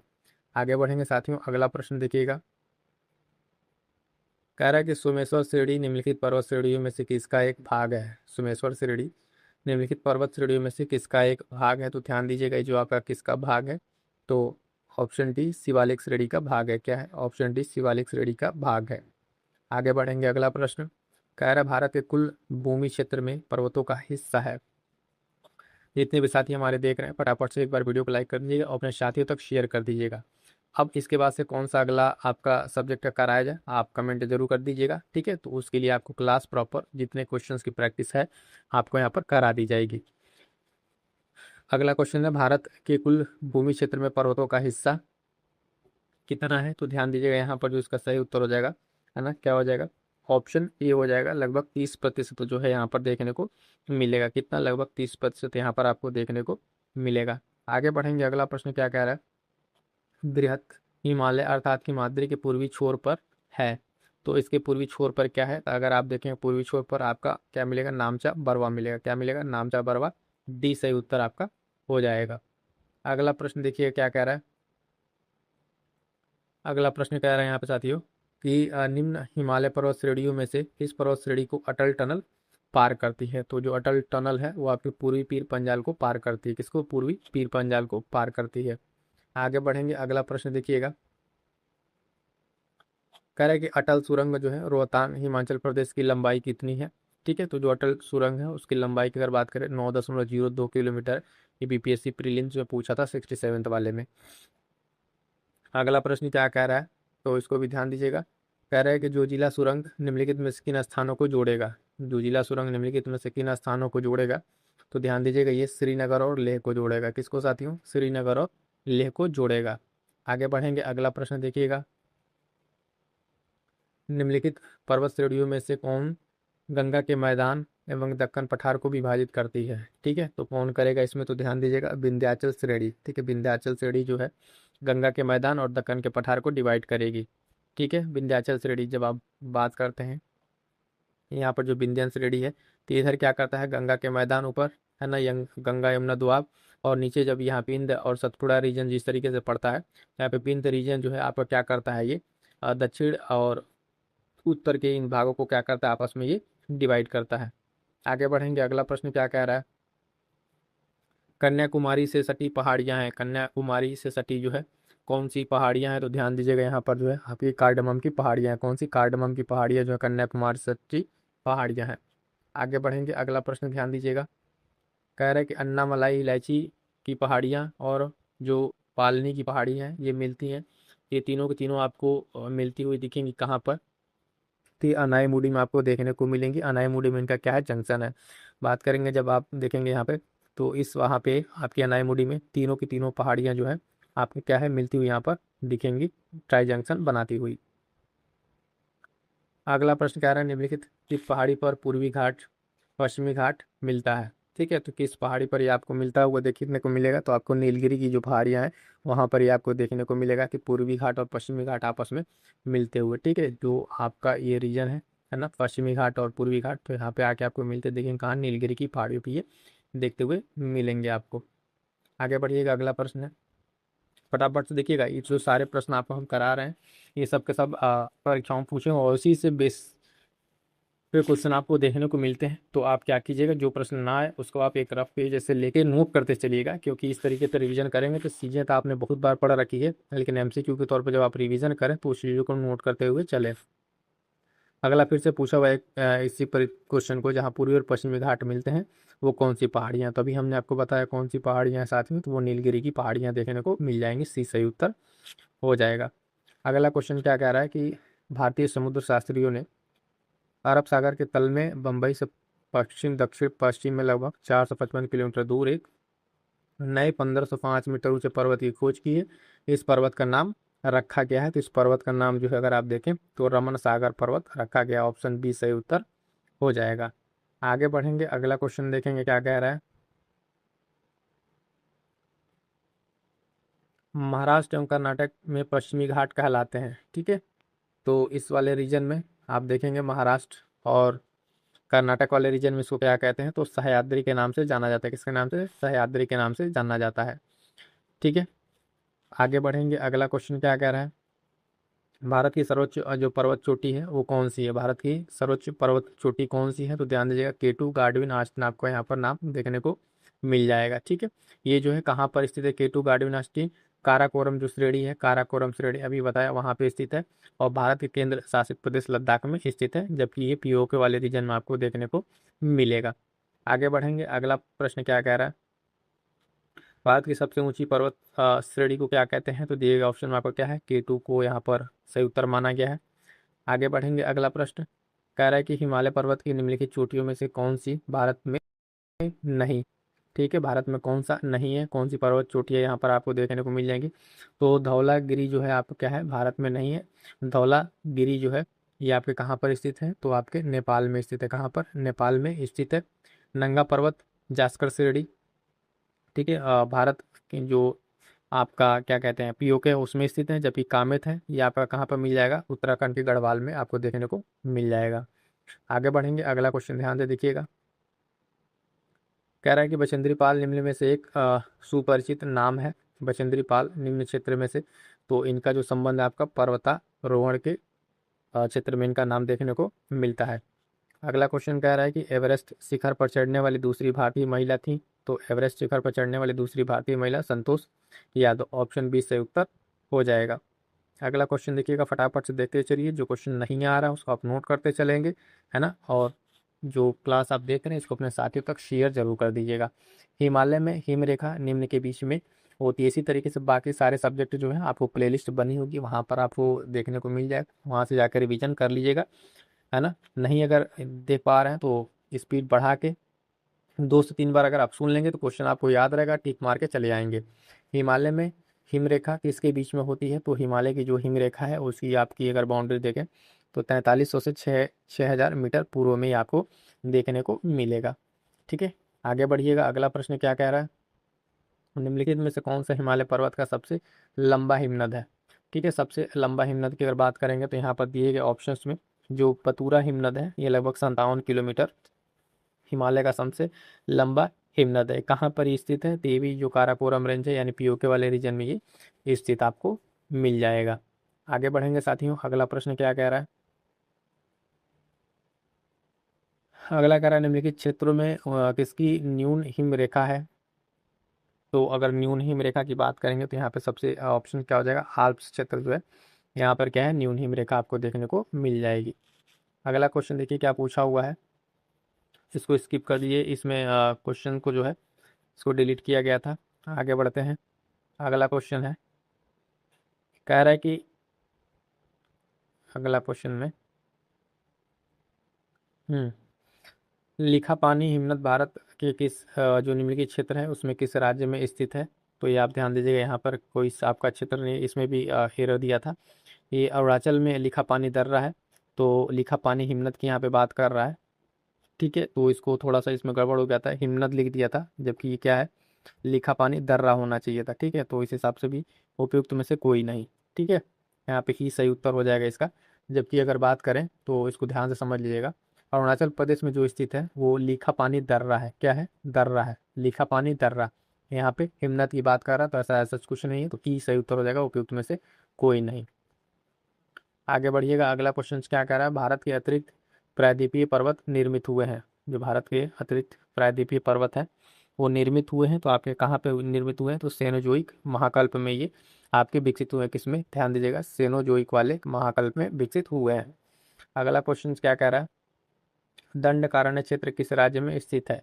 दंडकारण्य क्षेत्र जो है किस राज्य में स्थित है आपका, तो ध्यान दीजिएगा ये आपका स्थित है कहाँ पर, दंडकारण्य दिए गए ऑप्शन में अगर आप देखेंगे तो उड़ीसा, छत्तीसगढ़, आंध्र प्रदेश, तेलंगाना। तो उपयुक्त में से एक से अधिक में हो जाएगा, यानी ई हो जाएगा आपका। ठीक है, दंडकारण्य के लिए सही उत्तर ई हो जाएगा। आगे बढ़ेंगे साथियों, अगला क्वेश्चन देखिए क्या कह रहा है, कह रहा है कि निम्न में से कौन सा मेघालय पठार का अंश नहीं है। निम्न में कौन सा मेघालय पठार का अंश नहीं है, तो ध्यान दीजिएगा इसमें ऑप्शंस क्या क्या हैं उस हिसाब से आपका क्या हो जाएगा। भुवन की पहाड़ियाँ जो है, ये भुवन की पहाड़ियाँ मेघालय पठार में नहीं है, ये कहाँ पे है, मिजो हिल्स में है। कहाँ पे, मिजो हिल्स का ये आपका हिस्सा है, तो इसको आपको ध्यान में रखना है। गारो खासी जानती आप जानते हैं मेघालय का पार्ट है, तो आपका उसमें से आपका सही उत्तर उसमें से मिल जाएगा ए। अगला क्वेश्चन है, मालनाड क्षेत्र का संबंध निम्नलिखित में भारत के किस पठार से है। तो मालनाड का क्षेत्र कह रहे हैं तेलंगाना, महाराष्ट्र, कर्नाटक। ठीक है, और क्या है, उपयुक्त में से एक से अधिक। तो ये जो मालनाड का क्षेत्र है आपके कर्नाटक पठार से इसका संबंध है, सी सही उत्तर हो जाएगा। ठीक है, अगला प्रश्न देखिए कह रहा है, भारत की तट रेखा की बात कर रहा है, तो ध्यान दीजिएगा अब ये तट रेखा चेंज हो गई। दिए गए ऑप्शंस में उस समय जो क्वेश्चन था लगभग 75 से 16 के आसपास था, तो भी ऑप्शंस में नहीं था, लेकिन अभी वाला याद कर लीजिएगा। तट रेखा कितनी हो गई है भारत की, 11,000 लगभग 98। ठीक है, 11,098 किलोमीटर के आसपास ही आपकी है। इसको ध्यान रखिएगा, लगभग 11,000 भी दिया रहेगा तो वहाँ पे आंसर आप टिक कर लीजिएगा। अगला क्वेश्चन से क्या कह रहा है, भारत की तटीय सीमा तट से कितने समुद्री मील किमी तक समुद्र की ओर फैली हुई है। सही उत्तर हो जाएगा ऑप्शन सी, 12 नॉटिकल माइल्स जो है आपका समुद्री मील यहाँ पर देखने को मिलेगा। आगे बढ़ेंगे, अगला क्वेश्चन आ जाइएगा, लक्षद्वीप टापू अवस्थित है। लक्षद्वीप टापू कहाँ अवस्थित है, तो ध्यान दीजिएगा सही उत्तर क्या हो जाएगा, ऑप्शन है दक्षिण पश्चिम भारत में। ऑप्शन ए सही उत्तर होगा, दक्षिण पश्चिम भारत में ये स्थित है। अगला क्वेश्चन कह रहा है लक्षद्वीप में कितने द्वीप हैं। तो लक्षद्वीप में अगर द्वीप की बात करें तो लगभग यहाँ पर कितने 36 जो है यहाँ पे आपको देखने को मिल जाएगा, 36 द्वीप देखने को मिल जाएंगे। यहाँ पे अगर आप बात करेंगे तो मिनी काय और 9 डिग्री चैनल आपको यहाँ पे देखने को मिलता है, इस चीज़ को भी आपको ध्यान में रखना है। अगला क्वेश्चन क्या कह रहा है, द्वीपों का समूह लक्षद्वीप ये कैसा है। तो आप इसको जानते रहिए, प्रवाल प्रतीक टाइप का है ये, है ना, इसको ध्यान रखेंगे। अगला क्वेश्चन पूछ रहा है इसी तरीके से, निम्नलिखित में से किस क्षेत्र में प्रवाल भित्ति नहीं पाई जाती है। तो कैम्बे की खाड़ी में ये नहीं पाई जाती है, बाकी तीन में ध्यान रखिएगा, मन्नार, लक्षद्वीप, मिनिकॉय और कप्स की खाड़ी में क्या है, प्रवाल भित्ति पाई जाती है। नहीं की बात किया तो कैम्बे की खाड़ी में आपको ये देखने को नहीं मिलेगा। ठीक है, आगे आ जाइएगा। अगला प्रश्न क्या कह रहा है, उत्तराखंड का कौन सा जिला तिब्बत सीमा से नहीं लगता है? तो उत्तराखंड का जो है आपका अल्मोड़ा जिला जो है ये क्या है, तिब्बत सीमा से साझा नहीं करता है। आगे बढ़ेंगे, अगला क्वेश्चन क्या कह रहा है, मध्य प्रदेश की सर्वाधिक लंबी सीमा किस राज्य के साथ है? तो मध्य प्रदेश की अगर सर्वाधिक लंबी सीमा की बात करेंगे तो आपके उत्तर प्रदेश के साथ है। ठीक है, उत्तर प्रदेश जो आपका ये ललितपुर और इधर सोनभद्र सब रीजन जो पूरा ये क्या है, एमपी से ही आपका बुंदेलखंड वाला रीजन घिरा हुआ है। अगला क्वेश्चन क्या कह रहा है, कह रहा है कि विदर्भ एक प्रादेशिक नाम है भारत में और ये कहाँ पे है? तो विदर्भ आपको कहाँ पे मिल जाएगा? ये महाराष्ट्र का है। ऑप्शन बी सही उत्तर हो जाएगा, महाराष्ट्र का एक अंग आपको देखने को मिल जाएगा। अगला क्वेश्चन क्या कह रहा है, जो पाट अंचल जो पाट रीजन है ये कहाँ स्थित है? तो पाट रीजन आपको देखने को मिलेंगे कहाँ पर?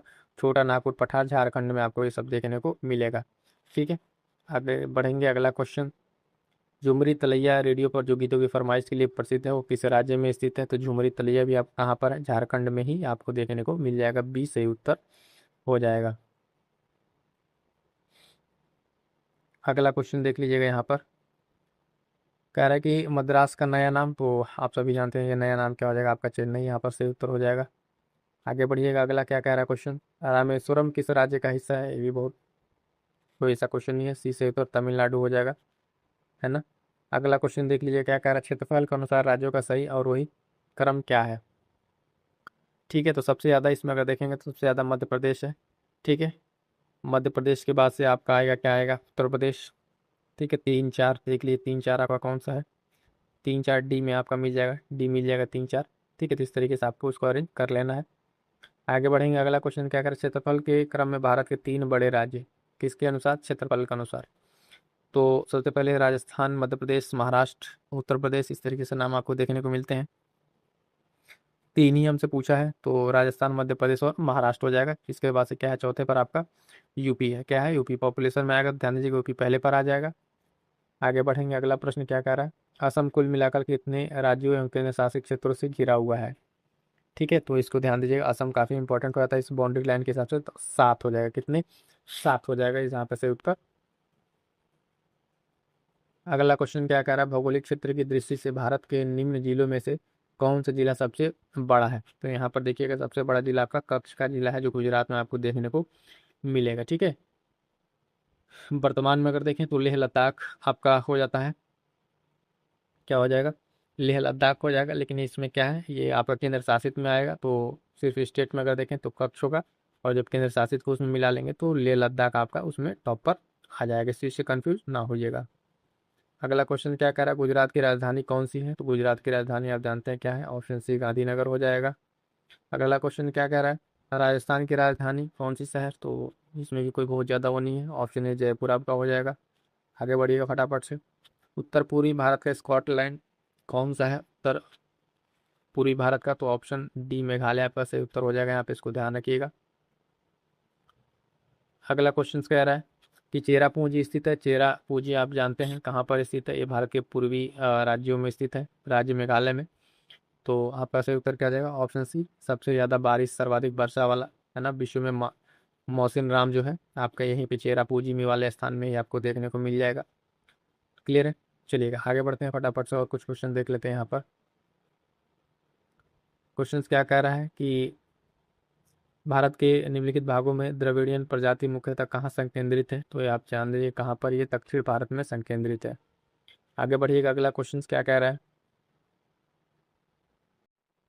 अगला क्वेश्चन क्या कह रहा है, निम्नलिखित में से किस राज्य में जनजातीय समुदाय की पहचान नहीं की गई है? तो यहाँ पर आपका ऑप्शन सी क्या हो जाएगा, हरियाणा से उत्तर हो जाएगा। अगला इंपॉर्टेंट क्वेश्चन क्या कह रहा है, गद्दी जो लोग हैं, निवासी हैं, जो गद्दी ट्राइब्स है, ये आपको कहाँ देखने को मिल जाएगी? तो गद्दी ट्राइब्स आपको जो है हिमाचल प्रदेश में देखने को मिल जाएगी। आगे बढ़ेंगे, अगला क्वेश्चन क्या कह रहा है, बोडो निवासी हैं, तो बोडो कहाँ के निवासी हैं? तो बोडो आपको मिल जाएगा गारो पहाड़ी के अंतर्गत जो है आपको देखने को मिल जाएंगे। गारो जनजाति आपके कहाँ से रिलेटेड है? तो मेघालय से रिलेटेड है। कहाँ से? मेघालय से रिलेटेड है, इसको आपको ध्यान में रखना है। आगे बढ़िएगा, अगला क्वेश्चन क्या कह रहा है कि भील जाति कहाँ पाई जाती है? भील जाति कहाँ पाई जाती है? तो आपको भील जाति मिल जाएगी कहाँ पे? महाराष्ट्र में आप देखने को मिल जाएगी। अगला क्वेश्चन से ध्यान दीजिएगा, कह रहा है कि निम्नलिखित में से जो जनजातियां और राज्य कौन सी जोड़ी सही नहीं है। तो यहाँ पर ध्यान दीजिएगा, आपका टोडा केरल जो है ये सही नहीं। टोडा आपको कहाँ मिल जाएगा? टोडा तमिलनाडु, टोडा TN तमिलनाडु, TT याद रखेंगे तो आपका क्वेश्चन गलत नहीं होगा। अगला क्वेश्चन क्या कह रहा है कि भरमौर जनजाति किस प्रांत में स्थित है? तो ये आपको मिल जाएगा कहाँ पे? हिमाचल प्रदेश में देखने को मिल जाएगी। अगला क्वेश्चन देख लीजिएगा, मणिपुरी जो कि उसकी मध्य घाटी में संकेंद्रित जो गैर अनुसूचित लोगों को कहा जाता है, तो वहाँ का आपको अभी चर्चा में भी हाल फिलहाल में थे कुकी मैती, तो वहाँ की ये मैती हो जाएगा जो मध्य घाटी में स्थित है। ध्यान दीजिएगा, कह रहा है कि गंगा के जो मैदान है को एक रूप में वर्णित किया गया है। तो गंगा का जो मैदान है उसको किस रूप में वर्णित किया गया है? ध्यान दीजिएगा, सही उत्तर हो जाएगा ऑप्शन सी, जियोसिंक्लाइन के रूप में इसको क्या किया गया? वर्णित किया गया है। जियोसिंक्लाइन यानी भूसन्नति गर्त के रूप में इसको वर्णित किया गया। इसका निर्माण जो है हिमालय पर्वतमाला निर्माण प्रक्रिया के दौरान हुआ था। क्लियर है? चलिए अगला क्वेश्चन देखते हैं क्या कह रहा है। अगला क्वेश्चन है, गंगा की जो जलोढ़ मृदा की गहराई भूमि सतह के नीचे लगभग कितनी है? ठीक है, तो ये ध्यान दीजिएगा, यहाँ पे जो आपको लगभग 6000 मीटर तक होती है। कितनी? 6000 मीटर तक जो है यहाँ पर देखने को आपको मिलेगी। निकटतम उत्तर यही है, तो यहाँ पे ये सही उत्तर माना गया है। आगे बढ़ेंगे, गंगा नदी से रिलेटेड अगला क्वेश्चन, निम्नलिखित में से कौन सा अलकनंदा और भागीरथी संगम का स्थल है? तो ध्यान दीजिएगा, ये क्वेश्चन कई बार पूछा जा चुका है। सही उत्तर हो जाएगा ऑप्शन डी, देवप्रयाग। क्या हो जाएगा? देवप्रयाग जो है, जो यहाँ पे अलकनंदा और भागीरथी संगम का स्थल है। बाकी जो पंचप्रयाग है उसको भी आपको ध्यान में रखना है। ठीक है, चलिए आगे बढ़ेंगे, अगला क्वेश्चन देखते हैं फटाफट से। अगला फिर से कह रहा है, अलकनंदा भागीरथी कहाँ मिलकर गंगा नदी बनाती हैं? तो ये आपको क्या हो जाएगा? ऑप्शन डी, देवप्रयाग सही उत्तर हो जाएगा। चलिए आगे बढ़ते हैं साथियों, अगला क्वेश्चन देखते हैं क्या कह रहा है। कह रहा है भारत की सबसे बड़ी वाह नदी है, बड़ी जो है वाह नदी, तो इसमें आपका क्या हो जाएगा? गंगा नदी हो जाएगा, जिसका जो है सबसे ज़्यादा लंबाई के अनुसार अगर देखें तो इसका दूरी सबसे ज़्यादा तय करती है, तो ये सही उत्तर हो जाएगा। इसमें थोड़ा सा देख लीजिएगा कौन सा है, गंगा, गोदावरी, नर्मदा और महानदी, इनका जो है आपस में, गंगा नदी लगभग 25-25 किलोमीटर है ना, यहाँ पे भारत में ये तय करती है। अगला क्या कह रहा है कि निम्नलिखित में गंगा नदी घाट का कौन सा भाग जो है उपनदी है? ठीक है, तो कह रहा है शंख, उत्तरी कोयल, दक्षिणी कोयला, बारह कर। तो यहाँ पर जो ध्यान दीजिएगा, उत्तरी कोयल जो है झारखंड से बहने वाली एक नदी है। ठीक है, और सोन नदी जो है, जो सोन नदी की सहायक नदी है, और इसमें बाकी चीज़ें क्या क्या किस तरीके से हैं, तो यहाँ पर देखिएगा जो इसमें से उत्तर होगा ये ऑप्शन नहीं होगा, इसमें चारों कोई नहीं होगा, या एक से अधिक की बात कर रहे हैं यहाँ पर। तो इसका उत्तर क्या हो जाएगा? ऑप्शन ई यहाँ पे क्या हो जाएगा? सही उत्तर हो जाएगा। ये BPSC प्री 2019 का सवाल है। आगे बढ़ते हैं, अगला क्वेश्चन देखते हैं क्या कह रहा है। निम्नलिखित में कौन सी सहायक नदी ब्रह्मपुत्र से उत्तर दिशा से नहीं मिलती है? तो जो ब्रह्मपुत्र नदी आ रही है उसमें उत्तर और दक्षिण से जो सहायक नदियाँ मिलती हैं, तो इसमें कह रहा है कौन सा नहीं है? तो ध्यान दीजिए, कह रहा है सुबनसिरी है। ठीक है, सुबनसिरी, बेलसिरी और मानस, उपयुक्त में से एक से अधिक या एक उपयुक्त में से कोई नहीं। तो ध्यान दीजिए, उत्तर से मिलने वाली जो सहायक नदियां हैं उनमें आपका सुबनसिरी है ना, सुबनसिरी के बाद से बेलसिरी और मानस। ठीक है, इसमें क्या हो जाएगा? सही उत्तर जो है ऑप्शन ई हो जाएगा, इनमें से कोई नहीं। ठीक है, इनमें से कोई नहीं क्यों हो जाएगा? क्योंकि तीनों की तीनों जो नदियां हैं इसमें देखेंगे आप ब्रह्मपुत्र में उत्तर से ही आके मिलती हैं। आगे बढ़ेंगे साथियों, अगला क्वेश्चन देखेंगे क्या कह रहा है इसमें। दुनिया का सबसे बड़ा नदी द्वीप कौन सा है? मोस्ट इंपॉर्टेंट क्वेश्चन, कई बार रिपीटेड है, तो ध्यान दीजिएगा यहाँ पे जो है ऑप्शन बी, माजुली द्वीप, जो आपके ब्रह्मपुत्र नदी में बनता है। ये आपका विश्व का सबसे बड़ा नदी द्वीप के रूप में इसको जाना जाता है। अगला कह रहा है कि भारत में यरलंग लुंग जांगबो जो ये नदी है अलग अलग जगह पर अलग अलग नाम से जानी जाती है, तो इसको भारत में किस नाम से जाना जाता है? तो ये आपकी ब्रह्मपुत्र नदी है, ऑप्शन सी से उत्तर हो जाएगा। ठीक है, इसको भारत में ब्रह्मपुत्र नदी के नाम से जाना जाता है। आगे बढ़ेंगे, अगला क्वेश्चन कह रहा है तिब्बत में मानसरोवर झील के पास किस नदी का उद्गम स्रोत है? तो ध्यान दीजिएगा, जो मानसरोवर झील है वहाँ से आपके ब्रह्मपुत्र, सतलज और सिंधु तीनों के तीनों निकलते हैं, तो ऑप्शन डी सही उत्तर हो जाएगा। इस प्रश्न को ध्यान रखिएगा, इंपॉर्टेंट है ना। आगे बढ़ते हैं, अगला क्वेश्चन क्या कह रहा है, मानस नदी किस नदी की उपनदी है? मानस नदी किस नदी की उपनदी है? तो ध्यान दीजिएगा ब्रह्मपुत्र का, ऑप्शन डी क्या हो जाएगा? ब्रह्मपुत्र की ये सहायक नदी है। आगे बढ़ते हैं साथियों, अगला क्वेश्चन क्या कह रहा है, कौन सी नदी रिफ्ट घाटी या भ्रंश जो द्रोणी है फॉल्ट थ्रू उससे होकर बहती है? तो दिए गए नदियों में आपको कौन सा हो जाएगा? आपका नर्मदा नदी। ठीक है, ये आपके क्या है, रिफ्ट वैली सो के बहती है, तो ये आपका सही उत्तर हो जाएगा। आगे बढ़ते हैं साथियों, अगला क्वेश्चन देखेंगे। इसमें क्या है, सोन नदी महानदी निकलती है, तो यहाँ पर जो है सोन, नर्मदा तथा महानदी निकलती हैं। तो देखिए तीनों नदियों में जो है अगर आप देखें तो सोन और नर्मदा दो नदियां अमरकंटक से निकलती हैं, और महानदी जो है, महानदी का उद्गम कहाँ से है, इसका सिहावा पहाड़ी से है। महानदी कहाँ से है, सिहावा पहाड़ी से। तो इस हिसाब से क्वेश्चन डिलीट हुआ था, ठीक है, तो इसको स्किप कर देगा, लेकिन पॉइंट जानते रहिएगा कि इन दो नदियों का उद्गम स्थल अमरकंटक है, सोन नर्मदा, और महानदी कहाँ से है, सिहावा से। कहाँ से, सिहावा से। इस पॉइंट को ध्यान में रखिएगा। आगे बढ़ते हैं, अगला क्वेश्चन क्या कह रहा है कि पश्चिम की ओर प्रवाहित होने वाली नदियां हैं, ठीक है, जो आप देखते हैं ईस्ट, ये वेस्ट की तरफ और ईस्ट की तरफ प्रवाहित होने वाली नदियां हैं। तो इसमें आपकी कौन कौन सी नदियां, नर्मदा, ताप्ती, और एक और ऑप्शन में क्या है आपकी, राप्ती। ठीक है, तो यहाँ पर देखिएगा ऑप्शन 1 और 2 केवल सही उत्तर हो जाएगा। नर्मदा और ताप्ती जो है आपके वेस्ट फ्लोइंग रिवर्स है। एक और नदी है जो इधर बहती है, वो कौन सी है, इसके साथ साथ माही है। कौन नदी है, माही नदी है, जो आपके वेस्ट फ्लोइंग की तरफ फ्लो करती है। आगे बढ़ेंगे साथियों, फटाफट से जितने साथी देख रहे हैं एक बार वीडियो को लाइक कर दीजिएगा, और अपने साथियों को ये जरूर कर लीजिएगा। इसी तरीके से सारे सब्जेक्ट के इंपॉर्टेंट क्वेश्चन आपको यहाँ पर कवर करा दिए जाएंगे। कावेरी नदी कौन से राज्य से होकर गुजरती है। तो कावेरी नदी जो है आप देखेंगे ये कौन से राज्य से होकर गुजरती है, तो आपके कर्नाटक, केरल और तमिलनाडु। कावेरी नदी की अगर आप बात करेंगे तो यहाँ कर्नाटक से निकल के, ठीक है, कर्नाटक, केरल, ठीक है, और उसके साथ साथ कहाँ से, तमिलनाडु से होकर, से ट्राई जंक्शन होकर तीनों से बहती है। तो इसको ध्यान रखिएगा कावेरी को, ठीक है। कर्नाटक, केरल, तमिलनाडु, बी सही उत्तर हो जाएगा। आगे बढ़ेंगे, अगला क्वेश्चन क्या कह रहा है, तेल नदी निम्नलिखित नदी में से किसकी सहायक नदी है। तो तेल नदी ऑप्शन दिया हुआ कह रहा है कि बागमती, घाघरा, गंडक, कमला। ध्यान दीजिए तेल नदी जो है ये सहायक नदी है किसकी, महानदी की। किसकी, महानदी की सहायक नदी है। तो दिए गए ऑप्शंस में से नहीं है, तो आपका ई सही उत्तर हो जाएगा यहाँ पे, उपयुक्त में से कोई नहीं। ठीक है, महानदी की अन्य सहायक नदियों के बारे में अगर आपको बताएं तो उसमें एक नदी आती है शिवनाथ, ठीक है, जोंक, है ना, उसके साथ हसदेव, अभी हाल फिलहाल में देखें ये भी चर्चा में था, हसदेव के जंगल, और ईब और मांड, ये सब क्या है, महानदी की सहायक नदी। उसी में एक नदी आती है तेल नदी, इसको आपको ध्यान में रखना है। आगे बढ़िएगा, अगला क्वेश्चन क्या कह रहा है, निम्नलिखित नदियों में से कौन पूर्व की ओर प्रवाहित नहीं होती है। अब देखिए क्या कह रहा है, पूर्व की ओर प्रवाहित नहीं होती, इधर की तरफ प्रवाहित नहीं होती है। तो वो कह रहा है गंगावली, नर्मदा, गोदावरी और कृष्णा। तो इसमें सही उत्तर क्या हो जाएगा, ऑप्शन जो देखिए,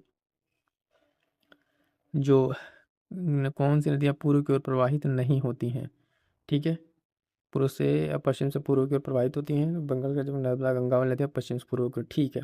तो इसमें अगर हम देखें, देखिएगा पूर्व की ओर प्रवाहित होने वाली नदी आपकी, सॉरी, हाँ, कृष्णा पूर्व में आपके गोदावरी हो जाएगी जो पूर्व की तरफ जाएगी, और कौन सी हो जाएगी आपकी, कृष्णा नदी, ये आपके वेस्ट से ईस्ट की तरफ जाएगी, ईस्ट की तरफ फ्लो करेगी। और नर्मदा आपकी जो है, नर्मदा आपके यहाँ से निकल के पश्चिम की तरफ जाएगी, और गंगावली भी निकल के आपके पश्चिम की तरफ जाती है। तो इस हिसाब से आपका आंसर क्या हो जाएगा, इसमें ई हो जाएगा, यानी उपयुक्त में से एक से अधिक इसमें सही उत्तर हो जाएगा। ठीक है, नदियों का क्रम जो है आप जब भी पढ़ते हैं तो ध्यान रखें कौन नदियाँ ईस्ट की तरफ जा रही है, कौन वेस्ट की तरफ जा रही हैं, और उनकी सहायक नदियों को भी ध्यान रखिएगा। भीमा नदी निम्नलिखित में से किस नदी की उपनदी है, सहायक नदी है। भीमा नदी तो आप जानते हैं किसकी, कृष्णा की सहायक नदी है। किसकी, कृष्णा की सहायक नदी है। कृष्णा की अन्य सहायक नदियों की अगर हम बात करेंगे तो एक बार ध्यान से सुन लीजिएगा, कोयना है कृष्णा की सहायक नदी में, कोयना, ठीक है, घाट प्रभा, घाट प्रभा, मालप्रभा, तुंगभद्रा, मूसी, ये सब क्या है, कृष्णा की सहायक नदियाँ हैं। यहाँ पर आंसर क्या हो जाएगा, ऑप्शन ए सही उत्तर हो जाएगा। आगे बढ़ेंगे साथियों, अगला क्वेश्चन, अगला क्वेश्चन क्या आ रहा है, ध्यान दीजिएगा, निम्नलिखित में से कौन सी भारत में प्रायद्वीपीय नदी प्रणाली की विशेषता है। तो पहला कह रहा है प्रायद्वीपीय नदी, नदियाँ केवल वर्षा से ही जल प्राप्त करती हैं। ये नदियाँ युवा वलित पर्वतों से होकर बहती हैं, और अभी भी युवा अवस्था में इन नदियों में छोटे बेसिन और जलग्रहण क्षेत्र हैं। सही उत्तर इसमें आपको बताना है, तो ध्यान दीजिएगा। ये प्रायद्वीपीय नदियाँ जो मौसमी नदियाँ हैं, बात बिल्कुल से, और वर्षा से आप इनका जल प्रवाह निर्भर करता है। और ये प्राचीन नदियाँ हैं, पर्वत पठारों से होकर बहती हैं, जो अपनी प्रौढ़ अवस्था में, युवा अवस्था में नहीं है। तो सेकंड वाला आपका गलत हो जाएगा, पहला सही है। और तीसरा, इसमें छोटे छोटे जल बेसिन भी आपको देखने को मिलेंगे। तो 1 और 3 सही है, तो ऑप्शन ए आपका क्या हो जाएगा, सही उत्तर हो जाएगा। सेकंड वाला गलत है, यहाँ पे युवा अवस्था में नदियाँ नहीं है, बाकी दोनों बातें सही है। अगला क्वेश्चन कह रहा है दंडकारण्य में इंद्रावती, सबरी किसकी सहायक नदियाँ हैं। ठीक है, दंडकारण्य में इंद्रावती और सबरी किसकी सहायक नदियाँ, तो ध्यान दीजिएगा किसकी सहायक नदी हैं, तो ये हो जाएंगे अभी गोदावरी की सहायक नदी हो जाएंगे। ऑप्शन बी सही उत्तर यहाँ पर हो जाएगा। अगला क्वेश्चन देखिए क्या कह रहा है 10 नंबर यहाँ पे। सोन नदी का उत्पत्ति स्थल अमरकंटक कहाँ स्थित है? सोन नदी का उत्पत्ति स्थल अमरकंटक कहाँ स्थित है? अभी हमने आपको बताया ऊपर की सोन और नर्मदा के बारे में। तो इसका जो है ये आपकी स्थित कहाँ है? मैकाल श्रेणी में। कहाँ पे? ये मैकाल श्रेणी से निकलती है और कहाँ पे जाके गिरती है? ठीक है, ध्यान दीजिएगा। नर्मदा नदी जो है आपके हाँ, नर्मदा भी यहीं से निकलती है। वो कहाँ जाके निकलती है? वो अरब सागर में गिरती है, अभी हमने आपको बताया। आइए बात कर लेते हैं अन्य नदियों के बारे में। सिंधु जल नदी जो के अनुसार 3 पूर्वी नदियां भारत को आवंटित की गई हैं, निम्नलिखित में कौन सी उनमें शामिल नहीं है? तो जो भारत को आवंटित की उसमें शामिल नहीं है, तो कह रहा है झेलम, रावी, सतलुज। ठीक है, तो इसमें आपका कौन सा हो जाएगा? ऑप्शन जो है ये झेलम जो है इसमें शामिल नहीं है। क्या है? झेलम शामिल नहीं है। तो भारत को जो 3 नदियां दी गई हैं उसमें 6 नदी, उसमें 3 नदियां जो भारत को आवंटित की गई हैं उसमें रावी है। ठीक है, रावी, सतलज और एक और कौन सी है? ब्यास है। कौन सी? ब्यास है। ये 3 कौन सी भारत को दी गई हैं। और उसके बाद से पाकिस्तान को कौन कौन सा दिया गया है जो है इसमें? तो आप ध्यान दीजिएगा, झेलम है जो पाकिस्तान को दिया गया है, उसके साथ चिनाब है, झेलम, चिनाब और सिंधु। ये सब क्या है? 3 नदियां जो हैं इसमें शामिल नहीं है, पाकिस्तान को दी गई हैं। आगे बढ़ते हैं, अगला क्वेश्चन ध्यान दीजिएगा। कह रहा है कि निम्नलिखित तुलनाधार तुलना कीजिए। हिमालय नदी की प्रायद्वीपीय नदी से तुलना करें। इसमें कह रहा है अधिकांश हिमालयी नदियां बारहमासी हैं जबकि अधिकांश प्रायद्वीपीय नदियां वर्षा पर निर्भर करती हैं।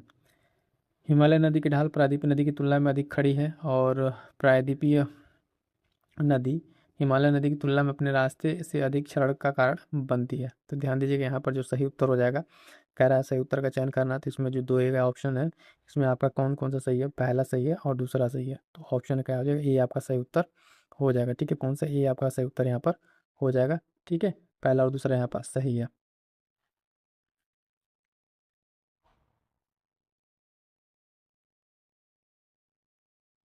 अगला क्वेश्चन क्या कह रहा है? ध्यान दीजिएगा। दुनिया का सबसे बड़ा नदी द्वीप तभी हमने देखा कौन सा है? आपका माजुली है, इसमें कोई डाउट नहीं होना चाहिए।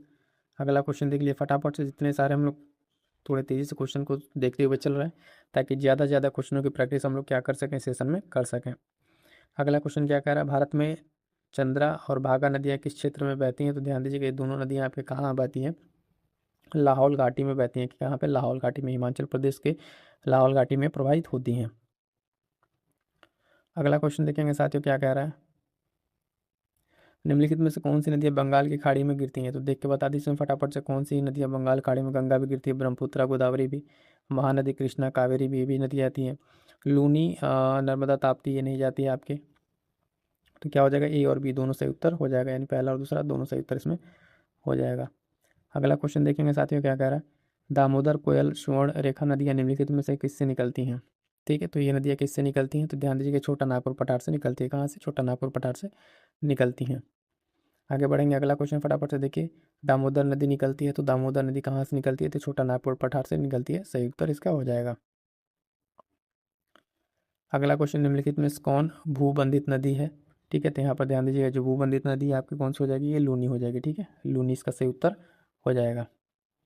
अगला क्वेश्चन है साथियों, कावेरी जल विवाद है। तो कावेरी जल विवाद किसके किसके बीच में? कर्नाटक और तमिलनाडु के बीच में है। कर्नाटक और तमिलनाडु के बीच में जो है यहाँ पे ये विवाद आपको देखने को मिलता है, कावेरी जल विवाद। अगला क्वेश्चन इसमें क्या कह रहा है? राजस्थान और गुजरात में बहने वाली लूनी नदी का उद्गम स्थल है। तो इसका उद्गम स्थल कौन सा है? पुष्कर घाटी। कौन सा है? पुष्कर घाटी। ठीक है, कौन सा? पुष्कर घाटी इसका सही उत्तर हो जाएगा। राजस्थान और गुजरात में बहने वाली लूनी नदी का उद्गम स्थल पुष्कर घाटी। अगला क्वेश्चन है, निम्नलिखित नदियों में से सबसे बड़ा जलग्रहण क्षेत्र किसका है? ठीक है, सबसे बड़ा जलग्रहण क्षेत्र किसका है? तो दिया गया ऑप्शन है इसके अनुसार आपका कौन सा हो जाएगा यहाँ पर?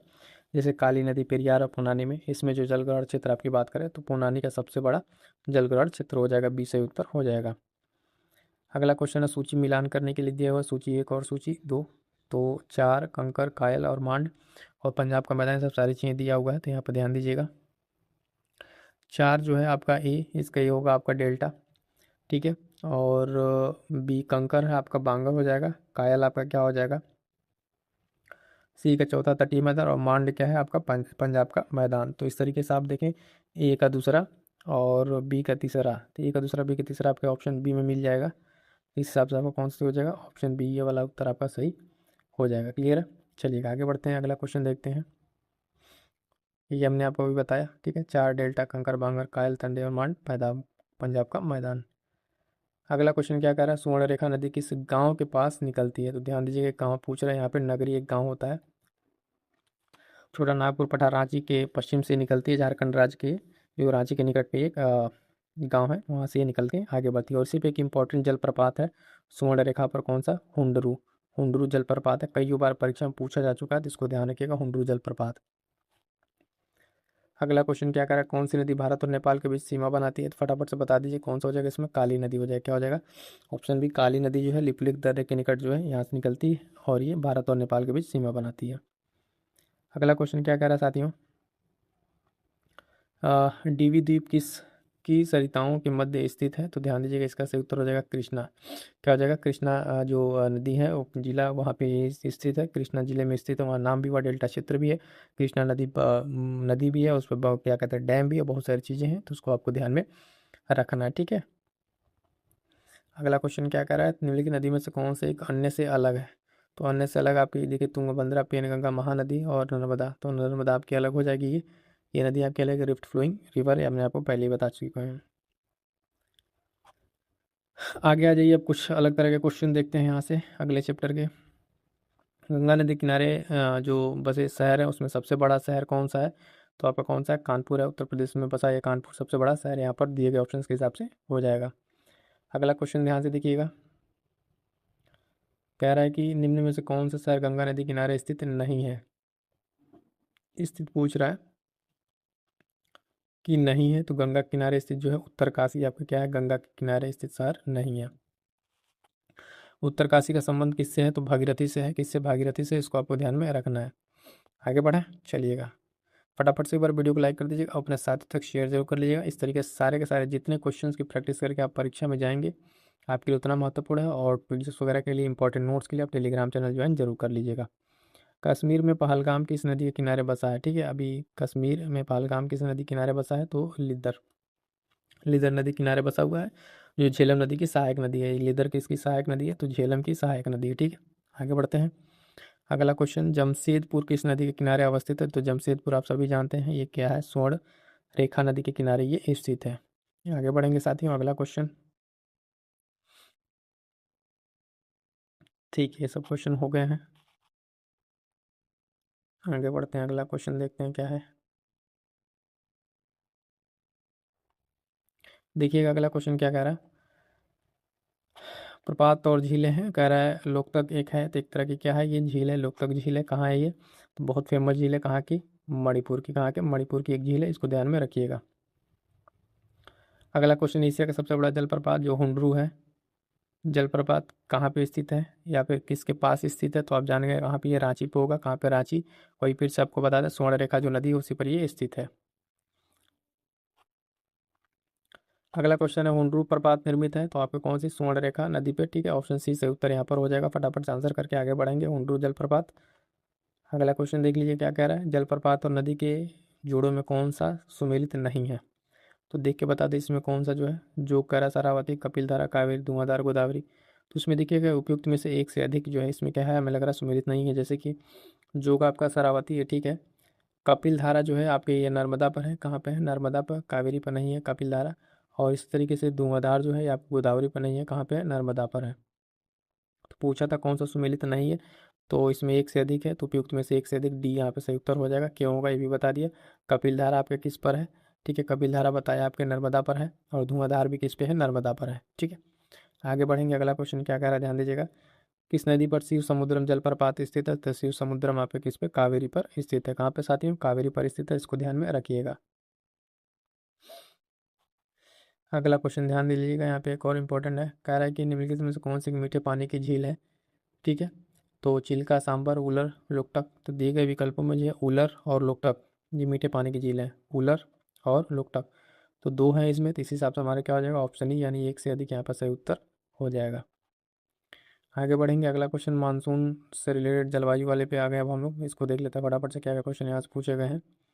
तो ध्यान दीजिएगा, कह रहा है कि भारत में मानसून सीजन में अधिकांश चक्रवाती की उत्पत्ति होती है, तो कब होती है? तो आप देखिएगा 10 डिग्री उत्तर, 15 डिग्री उत्तरी अक्षांशों के मध्य यहाँ पर होती है, 20 सही उत्तर हो जाएगा। अगला क्वेश्चन देखिएगा फटाफट से, कह रहा है निम्नलिखित में कौन सी वायुमंडलीय विशेषता भारतीय ग्रीष्म मानसून के प्रदर्शन से संबद्ध है? तो ध्यान दीजिएगा यहाँ पर जो है उष्णकटिबंधीय पूर्वी जेट स्ट्रीम, ITC जेट का खिसकना, तिब्बती उच्च और लानिना, इसमें लगभग लगभग एक से ज़्यादा ऑप्शन है इसमें, तो ई वाला सही उत्तर यहाँ पर हो जाएगा। ठीक है, सेकंड का ई है। इसमें देख लीजिए क्या क्या फीचर्स आपके हैं। तो आपका उष्णकटिबंधीय भी है, ITC जेट का खिसकना, तिब्बती और लालिना, सबके सभी इसमें आपको देखने को मिल जाएंगे। अगला क्वेश्चन है, भारतीय मानसून मौसमी विस्थापन से इंगित है जिसका कारण है, तो इसका कारण क्या है? तो ध्यान दीजिएगा स्थल तथा समुद्र का जो विभेदी तापन है, ऑप्शन ए यहाँ पर से उत्तर हो जाएगा, यानी जो वाटर और यहाँ पे लैंड का जो अलग अलग टेम्परेचर है, तो इससे क्या होता है, ये मानसून को क्या करता है, डिस्प्लेस करता है। आगे बढ़ेंगे, अगला क्वेश्चन क्या कह रहा है कि हैदराबाद में दक्षिण पश्चिम मानसून की वापसी का सामान्य तिथि क्या है? तो ध्यान दीजिएगा यहाँ पर सामान्य तिथि इस तरीके से कुछ नहीं है, 15 से अक्टूबर थी लेकिन 14 कर दी गई है, तो इस हिसाब से ऑप्शन में अगर आप देखें तो कई लोग बी भी लगा रहे थे लेकिन अब 14 है, तो इस हिसाब से क्या लगा देंगे, ऑप्शन ई यहाँ पे आयोग ने सही उत्तर माना है। अगला क्वेश्चन, अमृतसर एवं शिमला लगभग एक ही अक्षांश पर स्थित है, उनकी जलवायु में भिन्नता का कारण क्या है? तो देखिएगा उनकी ऊंचाई में भिन्नता। ठीक है, समुद्र तल से इनकी ऊंचाई में भिन्नता, लैटिट्यूड जो आपका अक्षांश या लैटिट्यूड का जो भी है आपका, तो वो चीज़ सेम होने के बाद भी इनकी ऊंचाई में भिन्नता इसका कारण बनता है। आगे बढ़ेंगे फटाफट से, अगला क्वेश्चन देखिएगा, मानसून का निवर्तन इंगित होता है किस तरीके से होता है? यहाँ पर ध्यान दीजिएगा, साफ आकाश से बंगाल की खाड़ी में अधिक दाब पर स्थित स्थल पर तापमान बढ़ने से, तो यहाँ पर सही उत्तर इसका क्या है, केवल ऑप्शन ए यहाँ पर सही उत्तर हो जाएगा, साफ आकाश से। आगे बढ़ेंगे, अगला क्वेश्चन क्या कह रहा है, निम्नलिखित में से भारत का कौन सा तट उग्र उष्णकटिबंधीय चक्रवातों से सबसे अधिक प्रभावित है? तो ध्यान दीजिएगा यहाँ पर कौन सबसे अधिक प्रभावित है, तो कोरोमंडल प्रभावित है, यहाँ पे बी सही उत्तर हो जाएगा।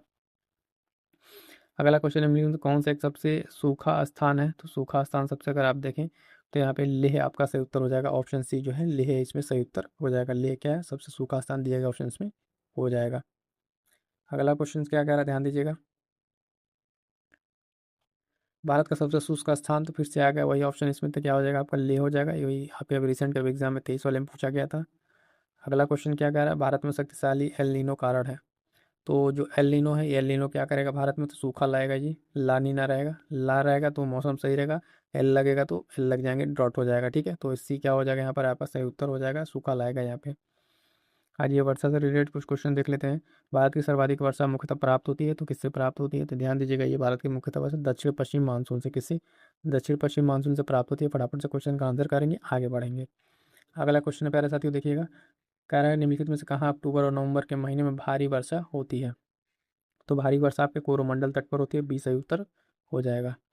ठीक है, चलिए आगे बढ़ते हैं, अगला क्वेश्चन देखिए साथियों, जितने हैं सारे के सारे इंपॉर्टेंट क्वेश्चन है और आप लोग कहीं ना कहीं बार पढ़े रहते हैं इस चीज़ को, तो कोशिश ये है कि थोड़ा सा फास्ट तरीके से ना क्वेश्चन रीड करें, ऑप्शन देख के आगे बढ़ते चलें, ताकि आपके ज़्यादा से ज़्यादा क्वेश्चन की प्रैक्टिस हो सके। तो इसलिए इस चीज़ों को थोड़ा सा कॉपरेट कीजिएगा, और आप लोग जो क्वेश्चन ना है उसको नोट डाउन जरूर कर लीजिएगा, हाँ ये पॉइंट पे कंफ्यूज हो रहे थे, इस क्वेश्चन को नोट कर लेना है।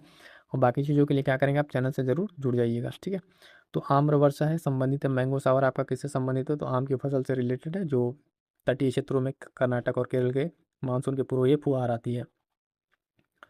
अगला क्वेश्चन है साथियों, ग्रीष्म जो के अंत में पूर्व मानसून होती है, जो केरल और कर्नाटक में समान घटना, इसे स्थानीय रूप में किस नाम से जाना जाता है? तो ये आपका क्या है, ये मैंगो शावर है, उसी के बारे में डिटेल करके अलग तरीके से पूछा हुआ है।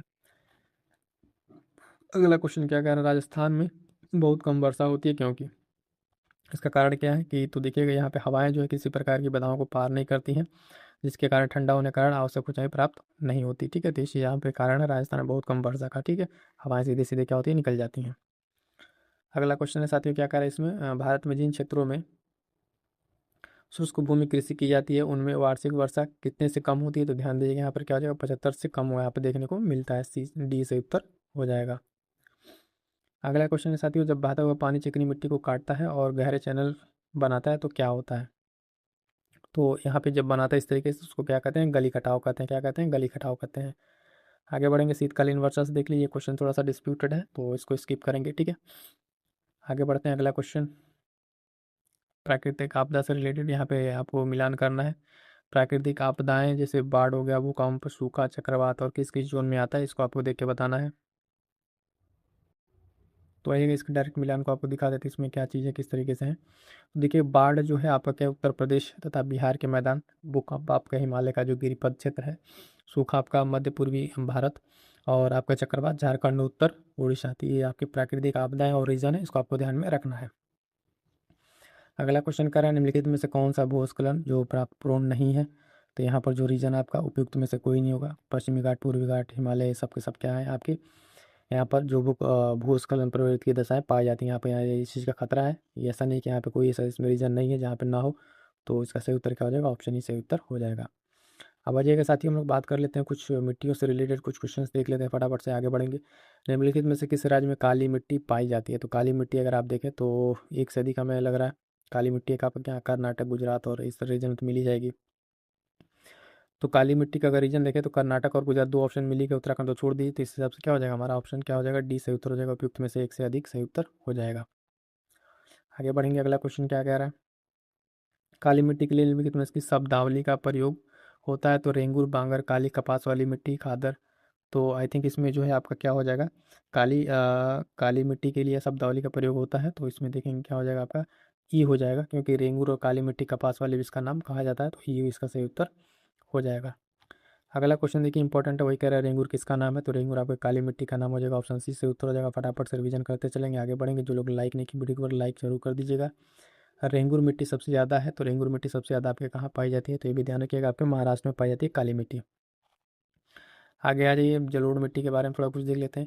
निम्नलिखित में से कौन सी मिट्टी नदियों द्वारा निर्मित है। तो यहाँ पे आपका सही उत्तर कौन सी, जलोढ़ मिट्टी जो है नदियों के द्वारा निर्मित होती है। गंगा के मैदान की पुरानी कछारी मिट्टी क्या कहलाती है। तो जो पुरानी कछारी मिट्टी वो आपकी बांगर हो जाती है, नई वाली क्या हो जाती है, खादर हो जाती है। और बाबर आप जानते हैं गिरिपथ के उसमें पाया जाता है। तो आपका क्या हो जाएगा, बी सही उत्तर यहाँ पर हो जाएगा। आगे बढ़ते हैं, अगला क्वेश्चन। दुमट्टी लोम जो मिट्टी है इसका कौन सा कण इसमें मिलता है। ध्यान दीजिए कि इसमें सभी प्रकार के कण मिलेंगे, यानी जो आप में बालू कण, पांचू कण और चिकना कण सबके सब उसमें आपको मिलेंगे। तो इसमें जो मिट्टी के कण हो जाएंगे सभी प्रकार के, इसमें सही उत्तर हो जाएगा। अगला क्वेश्चन है मिट्टी में जो डाइवर्सिटी है, यानी करेवा मिट्टी किस खेती के लिए प्रसिद्ध है। तो मोस्ट इंपॉर्टेंट क्वेश्चन है, कई बार पूछा जा चुका है अलग अलग परीक्षाओं में। तो सही उत्तर हो जाएगा ऑप्शन बी जो है आपका केसर, यहाँ पर सही उत्तर हो जाएगा। अगला क्वेश्चन क्या कह रहा है साथियों, ध्यान दीजिएगा। करेवा मिट्टी का जो जाफरान केसर के लिए स्थानीय प्रकार से उत्पादन के लिए उगाई जाती है, ये आपकी किस रीजन में पाई जाती है। तो कश्मीर, हिमालय में ये पाई जाती है। अगला क्वेश्चन है साथियों, मिट्टी की जो कोशिका है, इस मिट्टी की जो केशिका में कैपिलरी सबसे अधिक होता है। तो ध्यान दीजिएगा चिकनी मिट्टी में सबसे अधिक आपको देखने को मिलता है। आगे बढ़ेंगे, अगला क्वेश्चन कर रहा है वृक्ष की जड़ों को मृदा से पानी कैसे मिलता है। तो ध्यान दीजिएगा ये आपको मिलता है केशिका जल के कारण। ठीक है, केशिका जल के कारण ये आपको देखने को मिलता है। आगे बढ़ेंगे साथियों, अगला क्वेश्चन क्या कह रहा है, ध्यान दीजिएगा। किस राज्य में सबसे अधिक लेटराइट मिट्टी है। फटाफट से आंसर करेंगे कहाँ पे लेटराइट मिट्टी अधिक है। तो ध्यान दीजिएगा यहाँ पर लेटराइट मिट्टी आपके कहाँ हो जाएगी, दिए गए ऑप्शन में आपके मेघालय में सबसे ज़्यादा सही उत्तर हो जाएगा। अगला क्वेश्चन ध्यान दीजिएगा, निम्नलिखित में से किस मृदा का उपयोग आमतौर पर ईंटों के लिए किया जाता है। तो यहाँ पर जो आपकी कौन सी मिट्टी, लेटराइट मिट्टी का उपयोग किया जाता है। बी सही उत्तर यहाँ पर क्या हो जाएगा, आपका सही उत्तर हो जाएगा। अगला क्वेश्चन, जो पौधे नमक युक्त मिट्टी मुक्त हैं उन्हें क्या कहते हैं। नमक युक्त जो मिट्टी मुक्त हैं उन्हें हेलोफाइट कहते हैं। क्या कहते हैं, हेलोफाइट कहते हैं। जो लवण मृदुपद्गत के उनके नाम से जाना जाता है। तो ये लवण युक्त मिट्टी में ये पैदा होते हैं। क्लियर है यहाँ तक। अगला क्वेश्चन क्या कह रहा है साथियों, ध्यान से देखिए। अगला क्वेश्चन कह रहा है कि मृदा अपरदन और सुधार से रिलेटेड है। तो मृदा अपरदन को रोका जा सकता है, ये भी क्वेश्चन पूछा हुआ है। तो मृदा अपरदन को आप कैसे रोक सकते हैं। तो जानिए, वन रोपण करके आप मृदा को रोक सकते हैं। तो यहाँ पे ये सही उत्तर आपका हो जाएगा। अगला क्वेश्चन क्या कह रहा है, मृदा संरक्षण का वह प्रक्रम है जिसमें क्या किया जाता है। तो मृदा जो संरक्षण है उसमें किया क्या जाता है बेसिकली, तो मृदा के नुकसान को जो है सुरक्षित किया जाता है। तो इसमें सही उत्तर क्या हो जाएगा, आपके ऑप्शन डी सही उत्तर हो जाएगा। ये भी क्वेश्चन आपका रिसेंट में जो पूछा हुआ एग्जामों में। तो क्या हो जाएगा, मृदा के नुकसान को सुरक्षित किया जाता है। यहाँ तक आपको क्लियर हो गया होगा। ठीक है, अगला क्वेश्चन ध्यान दीजिएगा, कह रहा है कि दुमट्टी जो लूम मिट्टी है उसमें मिट्टी का कौन सा कण मिलता है। कह रहा बालू के कण, चिकना कण, पांसु कण और सभी प्रकार के। तो देखिएगा जो ये दुमट्टी है लूम मिट्टी, इसमें जो आपके सभी प्रकार के कण मिलते हैं। तो ऑप्शन डी क्या हो जाएगा, सही उत्तर यहाँ पर हो जाएगा। आगे बढ़ेंगे, अगला क्वेश्चन देखिए, मिट्टी से रिलेटेड जो विविध मिसलेनियस क्वेश्चन पूछे गए हैं उसमें पहला कह रहा है करेवा किस प्रकार की खेती के लिए प्रसिद्ध है। करेवा जो है फटाफट से आंसर कर देंगे, देखिएगा ऑप्शन बी से उत्तर हो जाएगा केसर के लिए। मोस्ट इंपॉर्टेंट है, ये कई बार पूछा गया है करेवा से रिलेटेड क्वेश्चन, तो आपको ध्यान में रखना है। आगे बढ़ेंगे, देखिएगा अगला क्वेश्चन जो करेवा से रिलेटेड देख लीजिएगा। करेवा जो है जाफरान जो है देसी केसर कृषि के लिए प्रसिद्ध है। करेवा जो है मिट्टी किसके लिए फेमस है, तो जाफरान की खेती के लिए प्रसिद्ध है। करेवा कहाँ पाया जाता है, अगला क्वेश्चन ही वही है। करेवा जो जाफरान की खेती के लिए फेमस है वो कहाँ पाई जाती है। तो ध्यान दीजिएगा ऑप्शन ए से उत्तर हो जाएगा कश्मीर हिमालय में, क्या हो जाएगा, कश्मीर हिमालय में जो मिट्टी है करेवा, ये पाई जाती है, इसको ध्यान रखिएगा। जाफरान की खेती के लिए प्रसिद्ध है।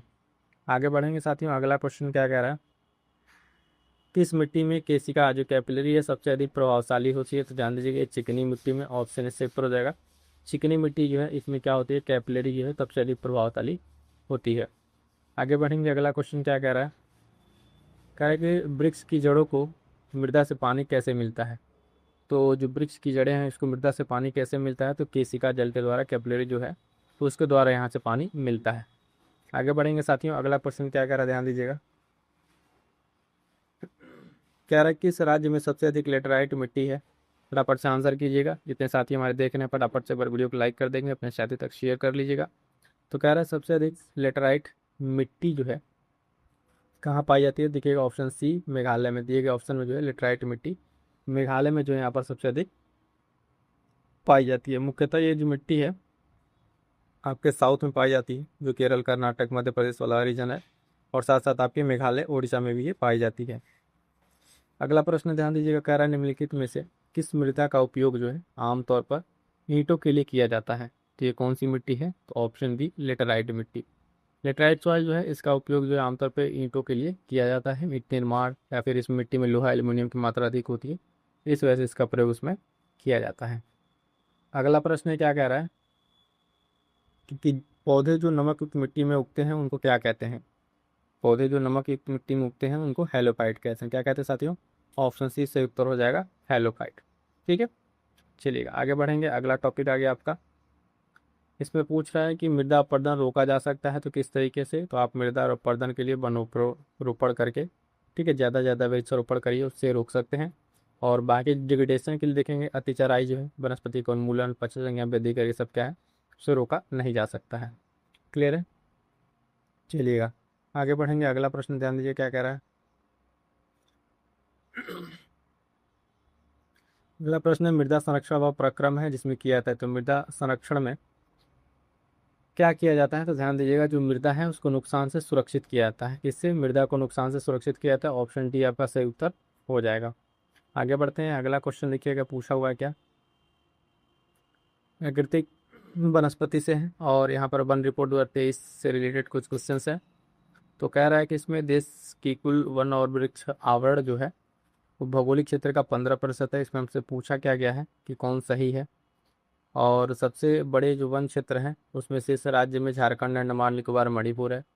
सबसे अधिक वृक्षावरण महाराष्ट्र में पाया गया है, और उसके बाद राजस्थान, उत्तर प्रदेश का स्थान है। जिसमें पूछा गया है रिपोर्ट के अनुसार जो है क्या इसमें पूछा गया है सही के तौर पे। ठीक है, तो यहाँ पे देखिएगा ऑप्शन जो है यहाँ पे सी सही उत्तर आपका बताया गया है कि महाराष्ट्र में पाया गया है, उसके बाद राजस्थान, उत्तर प्रदेश का स्थान यहाँ पे देखने को मिला है। ठीक है, चलिएगा आगे बढ़ेंगे। अगला क्वेश्चन क्या कह रहे हैं यहाँ पे देखिएगा, भारत में किस राज्य का सर्वाधिक क्षेत्र घने पतझड़ वाले जंगल से घिरा हुआ है? ऑप्शन सी हो जाएगा यहाँ पे फ्रॉम मध्य प्रदेश। ये वन रिपोर्ट जो 2023 है उसके अनुसार ये सारी बातें बताई जा रही हैं, तो इसको ध्यान रखिएगा। आगे बढ़ते हैं, अगला प्रश्न क्या कह रहा है, सुंदरवन क्षेत्र है। ये जो सुंदरवन क्षेत्र है ये इस क्षेत्र में क्या है? तो ध्यान दीजिएगा, सघन मैंग्रोव फॉरेस्ट है यहाँ पर, है ना। मैंग्रोव फॉरेस्ट, सुंदरवन डेल्टा आप जानते हैं काफ़ी फेमस है वहाँ पर मैंग्रोव्स के लिए। भारत और बांग्लादेश में ये स्थित है, और सबसे बड़ा नदी डेल्टा बनाता है गंगा ब्रह्मपुत्रा वाला, इसको ध्यान रखेंगे। आगे बढ़ेंगे साथियों, कह रहा है गंगा डेल्टा के सदाबहार वन क्षेत्र को क्या कहते हैं? वही आ गया, गंगा डेल्टा का जो सदाबहार वन क्षेत्र है उसको कहते हैं सुंदरवन। ठीक है, क्या कहते हैं? सुंदरवन का डेल्टा, और मैंग्रोव के लिए जाना जाता है। आगे बढ़ेंगे, अगला प्रश्न क्या है, निम्नलिखित में से किस राज्य में सर्वाधिक क्षेत्र वनों के अंतर्गत पाया जाता है? तो ध्यान दीजिएगा, ऑप्शन के अनुसार आपका उत्तर हो जाएगा ऑप्शन डी, अरुणाचल प्रदेश। क्या हो जाएगा? अरुणाचल प्रदेश यहाँ पर हो जाएगा। और जो दिए गए विकल्प में यहाँ पर अरुणाचल प्रदेश है, लेकिन इस तरीके से अगर टॉप में देखें जो रिपोर्ट 2023 की आई है उसके अनुसार आपका कौन सा है? उसके अनुसार आपका एमपी है पहले पर, दूसरे पर अरुणाचल प्रदेश आता है। चूँकि एमपी नहीं दिया हुआ है तो अरुणाचल प्रदेश से उत्तर हो जाएगा। आगे बढ़ेंगे, अगला प्रश्न क्या कह रहा है, ध्यान दीजिएगा कि कांटेदार जंगल नहीं पाए जाते हैं। ठीक है, कर्नाटक, आंध्र प्रदेश, तमिलनाडु, उपयुक्त में से एक से अधिक क्या? उपयुक्त में से कोई नहीं। तो ध्यान दीजिएगा, इसमें इसका सही उत्तर ऑप्शन नहीं होगा, उपयुक्त में से कोई नहीं। मतलब नहीं पाए जाते हैं, इसका मतलब पाया जाता है। तो जो कांटेदार जंगल है आपके कर्नाटक, आंध्र प्रदेश, तमिलनाडु सब जगह पाए जाते हैं। तो ऑप्शन के हिसाब से आपका ई सही उत्तर हो जाएगा। आगे बढ़िएगा, अगला प्रश्न क्या कह रहा है ध्यान दीजिएगा। कह रहा है, निम्न में से किस राज्य में वन का विस्तार 75% से अधिक नहीं है? तो आपका ऑप्शन सी हो जाएगा मेघालय। मेघालय में जो है यहाँ पर क्या है, वन का विस्तार 75% से अधिक का नहीं है। ये रिपोर्ट 2019 के अनुसार ये क्वेश्चन पूछा गया था, 2020 का क्वेश्चन है, लेकिन अब वर्तमान में जो है आप देखेंगे इसकी रिपोर्ट एक बार देख लीजिए आप लोग भी। कौन सा इसका उत्तर सही हुआ था, एक मिनट, ठीक है। इसमें पूछा क्या था हमसे, वन का विस्तार 75 से अधिक, ध्यान दीजिएगा। मेघालय में भी आपका 75% के आसपास है, तो उपयुक्त में से कोई नहीं आंसर करेक्ट कर लीजिए इसको, ठीक है। ई वाला यहाँ पर सही उत्तर होगा। जो रिपोर्ट थी 19 के अनुसार यहाँ पे डिफोर्स था विकल्प में। लेटेस्ट वाला रिपोर्ट के अनुसार देख लीजिए, 2023 की जो वन रिपोर्ट आई है उसके अनुसार ये बातें ध्यान रख लीजिएगा। मिजोरम में आपका 85.34 पर क्या है, नागालैंड है, फिर मेघालय, मध्य प्रदेश, ठीक है। तो इसमें नागालैंड, मध्य प्रदेश वन का विस्तार 50% से अधिक नहीं है। ये दो तो आपका क्या है, मेघालय और मध्य प्रदेश, है ना। तो उसके अनुसार आपका ऑप्शन देख के आप टिक कर लेंगे। अगला क्या है, ये भी बहुत पुराना क्वेश्चन 2001 का है, तो उसके अनुसार बल क्षेत्र पूछा गया है, तो आपको लेटेस्ट वाला ध्यान रखना है। ये फॉरेस्ट रिपोर्ट का हो गया, ठीक है। जो फॉरेस्ट वन वाला है, ये वन स्थिति रिपोर्ट आपको लेटेस्ट वाले रिपोर्ट के अनुसार ही करना है, ठीक है। तो जो पुराने क्वेश्चन चूंकि घटना चक्र में दिए हुए हैं तो उसको हम लोग स्किप कर लेंगे, जैसे भी प्रतिशत के अनुसार 2000 का क्वेश्चन पूछा हुआ है, ठीक है। आगे बढ़ते हैं, अगला क्वेश्चन 2018 का है। इसमें क्या है, इस क्वेश्चन को देख लेते हैं। भारत के निम्नलिखित क्षेत्रों में कहाँ उष्णकटिबंधीय आर्द्र जो सदाबहार वन है वो नहीं उगते हैं? ध्यान दीजिए, क्वेश्चन पे कारण नहीं उगते हैं, तो आपका ऑप्शन है पूर्वी घाट में नहीं उगते हैं। क्लियर है यहाँ तक? अगला पॉइंट है, अब ध्यान दीजिएगा, सिंचाई और नहरों से रिलेटेड कुछ पॉइंट्स जो प्रश्न पूछे गए हैं। कह रहा है कि पट्टी सीमा परियोजना निम्नलिखित में से किन नदियों के एकीकरण से जुड़ी हुई है? तो ध्यान दीजिएगा, ऑप्शन पी से उत्तर हो जाएगा कृष्णा और गोदावरी। फटाफट से आंसर बताते चल रहे हैं, जो प्रश्न ना आए उसको नोट डाउन जरूर कर लीजिएगा, और इस तरीके से आपका कंप्लीट रिवीजन यहाँ पर हो जाएगा। अगला क्वेश्चन है, क्या कह रहा है ध्यान दीजिएगा। भारत की सिंचाई क्षमता का सर्वाधिक भाग पूरा होता है, तो जो अपने भारत में है इसका सर्वाधिक भाग पूरा होता है किससे? लघु एवं बृहद परियोजनाओं से। ऑप्शन बी से उत्तर हो जाएगा इसका, ध्यान रखेंगे। आगे बढ़ते हैं, अगला प्रश्न देखेंगे साथियों, क्या कह रहा है। थार मरुस्थल की सिंचाई करने वाली इंदिरा गांधी नहर का उद्गम स्थल है। जो इंदिरा गांधी नहर है उसका उद्गम स्थल आपसे यहाँ पूछ रहा है, ठीक है। तो कहाँ से इसका उद्गम स्थल है? तो ध्यान दीजिएगा, ऑप्शन सी, हरिके बैराज से जो है इसका क्या है, उद्गम स्थल है। इंदिरा गांधी नहर हरिके बैराज पंजाब से निकलती है और राजस्थान में जाके बाकी सारे जो राजस्थान के डिस्ट्रिक्ट हैं वहाँ पे बहती है। अगला प्रश्न कह रहा है, निम्नलिखित में से कौन सी भारत की सबसे लंबी नहर कहलाती है? तो भारत की सबसे लंबी नहर भी आपकी कौन सी, इंदिरा गांधी कैनाल है नहर, ये आपको ऑप्शन सी सही उत्तर यहाँ पर हो जाएगा। अगला प्रश्न ध्यान दीजिएगा साथियों, कह रहा है भारत में पानी का सर्वाधिक उपयोग किस प्रयोजन के लिए किया जाता है? भारत में पानी का सर्वाधिक उपयोग जो है आप जानते हैं किसके लिए, सिंचाई के लिए किया जाता है। ऑप्शन बी जो है सिंचाई के लिए किया जाता है। आगे बढ़ेंगे, अगला प्रश्न देखिएगा अब किससे पूछा हुआ है। बहुउद्देशीय नदी घाटी परियोजनाओं से रिलेटेड कुछ प्रश्न हैं, उसको देख लेते हैं। और इस सेशन में देखेंगे आपका कंप्लीट तरीके से सारे के सारे इंपॉर्टेंट क्वेश्चन डिस्कस किए जा रहे हैं। जो क्वेश्चन ना आए उन क्वेश्चन के पेज बने वहाँ पर नोट करते चलिएगा, ताकि आपको अच्छे से रिवीजन हो जाए, बाद में आपके प्रश्न गलत ना हो। अगला प्रश्न है, बांकड़ा नांगल एक संयुक्त परियोजना है, तो कहाँ की परियोजना है? देखिएगा, हरियाणा, पंजाब, राजस्थान की। ऑप्शन ए भी यहाँ पे सही उत्तर हो जाएगा। और ये जो है इसके अंतर्गत भाखड़ा जो है और नांगल के पास सतलज नदी पर दो बांधों का निर्माण किया गया है। कहाँ पे? सतलज जो नदी है वहाँ पे किया गया है। आगे बढ़ेंगे, अगला प्रश्न देखिएगा, वही पूछ लिया गया है, भाखड़ा नांगल बांध किस नदी पर बनाया गया? तो ऑप्शन डी आपके सतलज पे, ठीक है, इस पे सतलज पे। कमेंट करके जरा बताइएगा, सतलज का जो है प्राचीन नाम जो इतिहास में पूछा गया है नदियों का, वो नाम शायद देखें कितने लोगों को याद है। तो सतलज का जो है प्राचीन जो नाम है उसको जरा आप कमेंट करके बताएंगे। अगला प्रश्न है, कावेरी नदी पर बने बांध क्या क्या है? निम्न में से कौन सा भारत का सबसे पुराना जल शक्ति उत्पादन केंद्र है? तो ऑप्शन डी आपका शिव समुद्रम। कौन सा? शिव समुद्रम। ये जल विद्युत आपका केंद्र है, और शिव समुद्रम जो है ये लगभग कर्नाटक में कावेरी नदी पर है। कौन से पे? कावेरी नदी पर है, इसको भी आपको ध्यान में रखना है। आगे बढ़ते हैं, अगला क्वेश्चन ध्यान दीजिएगा, क्या कह रहा है। नागार्जुन सागर बहुउद्देशीय परियोजना किस नदी पर है? तो ध्यान दीजिएगा, ऑप्शन डी कृष्णा नदी पर है। किस पे? कृष्णा नदी पर है। काफ़ी इंपॉर्टेंट क्वेश्चन है, कई बार परीक्षा में पूछा गया है। वर्तमान में परियोजना आंध्र प्रदेश और तेलंगाना दोनों राज्यों में विस्तारित है। ठीक है, कृष्णा नदी पर है कौन सी? नागार्जुन सागर परियोजना। आगे बढ़ते हैं साथियों, अगला प्रश्न क्या कह रहा है? हीराकुंड बांध कौन सी नदी पर बनाया गया है? मोस्ट इंपॉर्टेंट क्वेश्चन, कई बार ये रिपीटेड भी है। तो ऑप्शन सी आपका महानदी पर। कहाँ पर? महानदी पर बनाया गया है। ठीक है, इसको आपको ध्यान में रखना है। आगे बढ़ेंगे, अगला क्वेश्चन क्या कह रहा है, ध्यान दीजिएगा। मैथान, बेलपहाड़ी एवं तिलैया बांध किस नदी पर है? तो ये आपके दामोदर पर है। ऑप्शन कौन सा? हाँ ठीक है, जहाँ दामोदर कई जगह इसका आंसर हुआ है, लेकिन यह है उसकी सहायक नदी बराकार पे।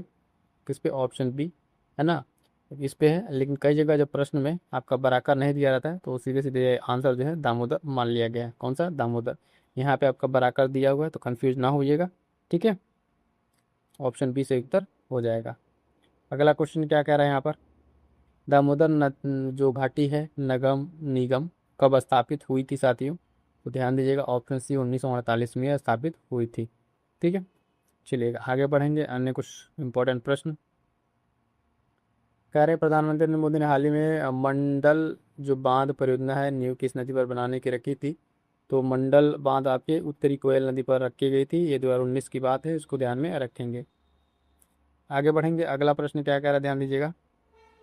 चंबल नदी पर राणा प्रताप सागर जल विद्युत परियोजना किस राज्य में स्थित है? चंबल नदी पर राणा प्रताप सागर जल विद्युत परियोजना आपके राजस्थान में है। ऑप्शन बी क्या हो जाएगा? से उत्तर हो जाएगा, राजस्थान में ये स्थित है।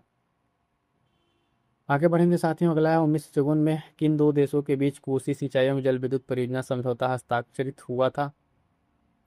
तो ध्यान दीजिए, कहाँ हस्ताक्षरित हुआ था? तो ये आपके भारत वर्ष और नेपाल के बीच में हुआ था। ठीक है, कोसी आप पढ़ते हैं बिहार स्पेशल में भी इसको ध्यान दिए होंगे।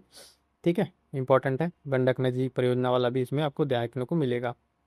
अगला है, आप कृषि से रिलेटेड क्या इसमें पूछा है? कृषि युग्म पैदावार का आशय उगाने से है। तो यहाँ पर जाएगा विभिन्न मौसमों पर दो फसल। ठीक है, दो फसल की बात यहाँ पर की गई है।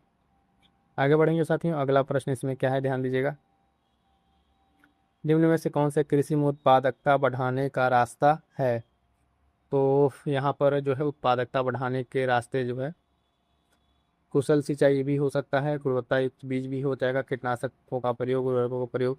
बेसिकली यहाँ पर हमारा आंसर ये हो जाएगा। और इसमें जो है उपयुक्त में से एक से अधिक मान हम लगाएंगे ताकि एक से अधिक यहाँ पर आपको सही मिलेंगे। अगला प्रश्न है हरित क्रांति से रिलेटेड। निम्न में से कौन सा 20वीं सदी के 60वें दशक के अंतिम दौर के हरित क्रांति की प्रकृति का सबसे उचित वर्णन करता है? फटाफट से आंसर करिएगा। ऑप्शन देखिए, सही उत्तर हो जाएगा इसका ऑप्शन डी, बीज उर्वरक और जल तकनीकी जो है। एक हाई यील्डिंग बीज आपको मिल गया था, यहाँ पर सीड्स मिल गए थे, फर्टिलाइजर्स मिल गए थे और आपको इरिगेशन के लिए वाटर मिल गया थे। तीनों मिलके जो है क्या है, हरित क्रांति को प्रमोट किए थे।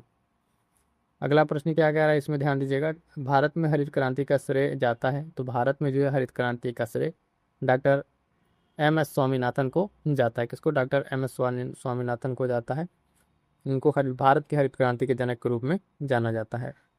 आगे बढ़ेंगे साथियों, अगला क्वेश्चन क्या कह रहा है देखिएगा।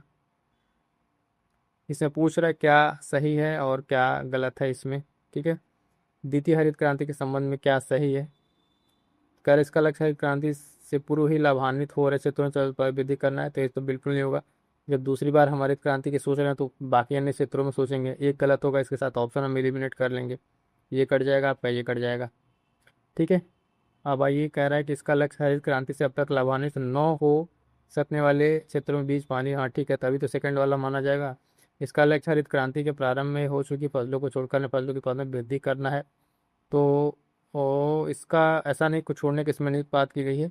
इसका लक्ष्य पशुपालन, सामाजिक वानिकी तथा मत्स्य पालन को और बाकी चीज़ों को बढ़ाना है। तो ठीक है, 2 और 4 जिसमें होगा हमारा सही उत्तर हो जाएगा। ऑप्शन सी यहाँ पर आपको देखने को मिल जाएगा। ठीक है, चलिएगा आगे बढ़ेंगे। अगला प्रश्न क्या कह रहा है, दिए गए कोड की सहायता से हरित क्रांति के घटक चुनिए। उच्च उत्पादन देने वाली किस्म के बीज। तो ये होना ही चाहिए भाई। सिंचाई था, ये भी था। ग्रामीण विद्युतीकरण ऐसा कुछ नहीं था उसमें। ग्रामीण सड़कें और विपणन भी नहीं था। तो आपका ऑप्शन क्या आ जाएंगे, एक और दो ऑप्शन है केवल से उत्तर हो जाएगा। समझ पा रहे होंगे, हरित क्रांति में जो जो सारे पॉइंट्स आपको डिस्कस किए गए थे उन्हीं पॉइंट्स से रिलेटेड ये प्रश्न पूछा गया है। अगला प्रश्न क्या कह रहा है, हरित क्रांति की सफलता निम्नलिखित ही उपलब्धता पर निर्भर है। तो ऑप्शन ए ही सही उत्तर हो जाएगा, बीजों की उच्च पैदावार किस्म जो जहाँ पर रहेगी तभी जाके इसकी उपलब्धता आपको देखने को मिलेगी। आगे बढ़ेंगे साथियों, अगला प्रश्न इसमें क्या कह रहा है, इंद्रधनुषीय क्रांति का संबंध किससे है। तो इंद्रधनुषीय जो है हरित क्रांति, श्वेत क्रांति, नीली क्रांति, इन सबसे है। ऑप्शन डी यहाँ पर सही उत्तर हो जाएगा। ये जो है जुलाई आपका 28 जुलाई 2000 को केंद्र सरकार ने इसको स्टार्ट करा था। इसमें बहुत सारे जो हरित क्रांति, श्वेत क्रांति, पीली, नीली, लाल, सबको जो है इसमें शामिल किया गया था। अगला प्रश्न क्या कह रहा है साथियों, हरित क्रांति के कारण निम्नलिखित फसलों में से किसके उत्पादन में सर्वाधिक वृद्धि हुई। तो ऑप्शन बी गेहूँ, सबसे ज़्यादा लाभान्वित अगर कोई हुआ था तो गेहूँ की जो फसल है इस पे आपको आमूल परिवर्तन देखने को मिला था। और आप जानते हैं हरित क्रांति के जनक के बारे में हमने बात की है। चलिए आगे बढ़ेंगे, अगला प्रश्न क्या कह रहा है, ये रबी की फसल से रिलेटेड है और ये आपका कुछ इकोनॉमिक सर्वे क्वेश्चन है। तो जो अपडेट होते रहते हैं जब आपका एग्जाम हो तो इकोनॉमिक सर्वे जरूर पढ़ के जाएगा। फिलहाल क्वेश्चन एक बार देख लीजिए किस तरह के प्रश्न पूछे गए हैं। कह रहा भारत में गेहूं का उत्पादन कितना हुआ है, कुल कितना उत्पादन। तो ये 21 के उसमें पूछा है, तो उस टाइम 109 मिलियन टन था। आगे बढ़ेंगे, अगला क्वेश्चन क्या कह रहा है, भारत का अधिकतम गेहूं उत्पादक राज्य कौन सा है। तो गेहूं में नंबर 1 पर कौन सा है, आपका उत्तर प्रदेश यहाँ पर देखने को मिल जाएगा। आगे बढ़िएगा, इसमें देखिए जो जो क्वेश्चन इंपॉर्टेंट्स हैं है ना, और जो करंट अफेयर से रिलेटेड है उनको स्किप किया जा रहा है, इसलिए कि वो आपको करंट से अपडेट करके पढ़ना रहेगा। बाकी जितने सारे स्टैटिक आपस के हैं उसको कंप्लीट कराया जा रहा है। जितने हमारे साथी एक बार देख रहे हैं वीडियो को लाइक कर दें और सब तक शेयर कर लीजिएगा। एक काम कीजिएगा और कि प्लेलिस्ट बनी होगी उसको चेक कर लीजिएगा, वहाँ से आपको बहुत सारे ऐसे क्लासेस हैं जो आपके परीक्षा में सीधे सीधे प्रश्न दे के जाएंगी। और कोई भी आपको जो नोट्स वगैरह चाहिए उसके लिए आपको हमने बता ही रखा है कि जो व्हाट्सअप नंबर है वो टेलीग्राम ज्वाइन करके वहाँ से आप व्हाट्सअप पे मैसेज कर सकते हैं। चलिएगा आगे बढ़ेंगे, अगला क्वेश्चन क्या कह रहा है ध्यान देंगे इसमें, स्वतंत्रता प्राप्ति के बाद भारत ने सर्वाधिक प्रगति की है। तो देखिएगा गेहूं के उत्पादन में, ऑप्शन डी यहाँ पर से उत्तर हो जाएगा। आगे बढ़ते हैं, अगला प्रश्न, गेहूं की खेती के लिए कौन सा उर्वरक का उपयोग आप करेंगे। तो सीधा सीधा इसमें आपको नाइट्रोजन जो यूरिया में मिलता है इसका उपयोग ज़्यादा किया जाता है। आगे बढ़ते हैं, अगला प्रश्न क्या कह रहा है यहाँ पे, निम्नलिखित में से कौन सी खरीफ फसल है। तो रबी, खरीफ और जायद की फसलों का आपने पढ़ा रखा है, इसमें आपका ऑप्शन है गन्ना सही उत्तर हो जाएगा। ठीक है, इसमें थोड़ा सा आप देख लें इंपॉर्टेंट्स जो चीज़ें हैं वैसे आपने पढ़ा रखा है। भारत में मुख्यतः 3 प्रकार की फसलें हैं जो आप जानते हैं, खरीफ, रबी और जायद हैं। इसमें जौ, चना और गेहूँ तीनों रबी फसलें हैं। गन्ना और ये सब बाकी चीज़ आपकी नगदी फसलें में है, और रबी फसलों को तुलना में गन्ना को खरीद की पक्ष को ज़्यादा रखा जाता है। तो ये सब इसमें आपका एक्सप्लेनेशन है, उस समय आंसर आपका ये दिया गया था। ये आगे बढ़ते हैं, अगला प्रश्न क्या है, अगला है खेती के अंतर्गत क्षेत्र के अनुसार भारत में सबसे महत्वपूर्ण खाद्य फसल कौन सी है। तो यहाँ पर ध्यान दीजिएगा, ऑप्शन बदल जाएंगे आपके, ऑप्शन बी चावल। ठीक है, चावल जो है जो बुआई है उस क्षेत्र में, कृषि क्षेत्र के उस में अगर देखें सबसे महत्वपूर्ण खाद्य फसल आपके कौन सा है, तो चावल ही सही उत्तर हो जाएगा। अगला प्रश्न क्या कह रहा है, 2020 में भारत जो है निम्नलिखित में से किसका रकबा सर्वाधिक था। तो यहाँ पर देखिएगा चावल का ही सबसे ज़्यादा था। आगे बढ़ेंगे, अगला प्रश्न, भारत के चावल के कटोरे के नाम से कौन सा क्षेत्र जाना जाता है। तो ये आपका कृष्णा गोदावरी डेल्टा क्षेत्र जो है ये चावल के कटोरे के नाम से जाना जाता है, बी सही उत्तर हो जाएगा। अगला प्रश्न ये भी क्या है आपका, इकोनॉमिक सर्वे का है, चावल से रिलेटेड है, उसके प्रोडक्शन से स्किप करते हैं इसको। अगला क्वेश्चन इसमें क्या पूछा गया है, चावल उत्पादक राज्यों को फिर से अरेंज करना है। ये भी वही चीज़ें हैं, इकोनॉमिक सर्वे से ही आपका क्वेश्चन ये बनेगा। ठीक है, पूछा क्या है इसमें, चावल उत्पादक राज्यों को जो है आरोही क्रम में लगाना है। तो दिए गए क्रम में अगर आप देखेंगे पंजाब, उत्तर प्रदेश, आंध्र प्रदेश, पश्चिम बंगाल जो दिया हुआ है इसमें जो है उस टाइम के हिसाब से 2024-25 के आंकड़ों के अनुसार अगर आप देखें वहाँ के ऑप्शन डी जो है सही उत्तर बना था। ठीक है, आज ये कुछ नकदी फसलों के बारे में देख लेते हैं। भारत का सबसे बड़ा कपास उत्पादक राज्य कौन सा है। तो आपका कौन सा है, महाराष्ट्र जो है कपास उत्पादक राज्य है। ठीक है, ये 23-24 के आंकड़े के बारे में आपको बता रहे हैं। अगला प्रश्न है, भारत में किस राज्य में कपास का औसतन उत्पादन सर्वाधिक है। तो आपके आंध्र प्रदेश में। यहाँ औसत उत्पादन की बात कर रहा है जो सर्वाधिक पूछ रहा है, और वहाँ पे स्टेट पूछ रहा था, तो इसमें कंफ्यूज ना होइएगा। आगे बढ़ेंगे, अगला प्रश्न देखेंगे किससे रिलेटेड है, गन्ना से रिलेटेड है। ये भी यहाँ पे इकोनॉमिक सर्वे से ही क्वेश्चन सॉल्व होगा। गन्ना उत्पादक राज्य को बढ़ते हुए क्रम में लगाना है, तो यहाँ पे आपका ऑप्शन बी उत्तर प्रदेश, महाराष्ट्र, तमिलनाडु, आंध्र प्रदेश हो जाएगा। आगे बढ़ेंगे साथियों, अगला प्रश्न क्या कह रहा है कि भारत के किन राज्यों में गन्ना सबसे अधिक या ज़्यादा पैदा होता है, तो यहाँ पे बिहार और उत्तर प्रदेश में गन्ना पैदा सबसे ज़्यादा होता है। अगला प्रश्न क्या कह रहा है, भारत के निम्न राज्यों में से किसे चीनी का कटोरा कहा जाता है, तो नो डाउट आपका उत्तर प्रदेश जो है ये चीनी का कटोरा कहा जाता है, यहाँ गन्ने का सबसे बड़ा उत्पादक है। ठीक है, आगे बढ़ते हैं, अगला प्रश्न क्या है, तिलहन वाले से रिलेटेड क्या इसमें पूछा है। कह रहा है कि शुष्क भूमि के लिए सर्वाधिक उचित फसल कौन सी होगी, तो जहाँ पे ड्राई लैंड है आपका वहाँ पे आपके क्या हो जाएगा, यहाँ पे मूंगफली यहाँ पर से उत्तर हो जाएगा। फिर ये भी स्टार वाला प्रश्न है, उत्पादन से रिलेटेड, स्किप करते हैं, अगला क्वेश्चन देख लीजिए। हाँ, ये क्वेश्चन इंपॉर्टेंट रहेगा। निम्न में कॉफ़ी उत्पादक क्षेत्रों में कौन सा क्षेत्र कर्नाटक में नहीं है, बढ़िया क्वेश्चन है ये। ठीक है, तो कह रहा है इसमें जो है उल्लेख जो है आपका इसमें नहीं है। भारतीय कॉफ़ी बोर्ड के अनुसार जो है कर्नाटक का जो है आप देखेंगे चिकमंगलूर, ठीक है ना, कोडागू है, उसके बाद से हासन जिले में वायनाड, तिरुनेल्वेली, ये सब जिले हैं। तमिलनाडु का पुलनेज क्षेत्र है, ये तमिलनाडु का है, इसका तमिलनाडु का है, तो इसको आपको ध्यान रखना है ना। बाकी अन्य जो बाबा बुदन कर्नाटक में है वो सबसे आप जान ही रहेंगे। तो इस तरह के बेसिकली कंसेप्टिव क्वेश्चन भी आजकल पूछे जा रहे हैं, इनको भी आपको ध्यान में रखना है। आगे आते हैं, अगला क्वेश्चन क्या है, निम्नलिखित में से किस पहाड़ी पर चाय बागान नहीं है, तो सही उत्तर क्या हो जाएगा, गिरनार की पहाड़ी है, यहाँ पर चाय बागान नहीं है। गिरनार की पहाड़ी आप जानते हैं कहाँ पे, गुजरात में पड़ेगा ये गिरनार, तो ये गुजरात में है, यहाँ पर चाय का बागान नहीं हो पाया। बाकी अगर आप देखें अन्य में, तो कानन देव, नीलगिरी और दार्जिलिंग, आप सब पे आपको क्या है, ये कुछ चाय की खेती वाला मिल जाएगा। अगला प्रश्न है, भारत सर्वश्रेष्ठ उत्पादक एवं उपभोक्ता है, तो किसका, ऑप्शन डी आपका क्या हो जाएगा, दाल का सबसे ज़्यादा उत्पादन उपभोक्ता हो जाएगा। ठीक है, अगला प्रश्न है, यहाँ पे ध्यान दीजिएगा, भारत अपनी आवश्यकता से अधिक उत्पादन करता है, भारत अपनी आवश्यकता से अधिक उत्पादन की कोशिश करता है उस समय के अकॉर्डिंग जो है, ऑप्शन ए चाय सही उत्तर था, लेकिन 2024 में अगर देखें चाय निर्यात में भारत की हिस्सेदारी थोड़ी वो कम बेसी है, भारत का स्थान यहाँ पर तीसरा आया है। आगे बढ़ेंगे, अगला प्रश्न ध्यान दीजिएगा साथियों, कह रहा है भारत का सबसे बड़ा रबर उत्पादक राज्य कौन सा है, तो ऑप्शन सी आपका क्या हो जाएगा, केरल से उत्तर हो जाएगा। आगे बढ़ते हैं, अगला क्वेश्चन क्या कह रहा है, निम्नलिखित में से कौन सा भारत के रबर उत्पादन में अग्रणी है, तो ऑप्शन बी केरल से उत्तर हो जाएगा। अगला प्रश्न ध्यान दीजिएगा, इंपॉर्टेंट है, अलग तरीके से थोड़ा पूछा हुआ क्वेश्चन है। कह रहा है कि निम्नलिखित पर विचार करना है, जो फसल वर्षा ऋतु में बोई जाती है रबी की फसल है, धान, मक्का, सोयाबीन, मूंगफली, कपास रबी की फसल है,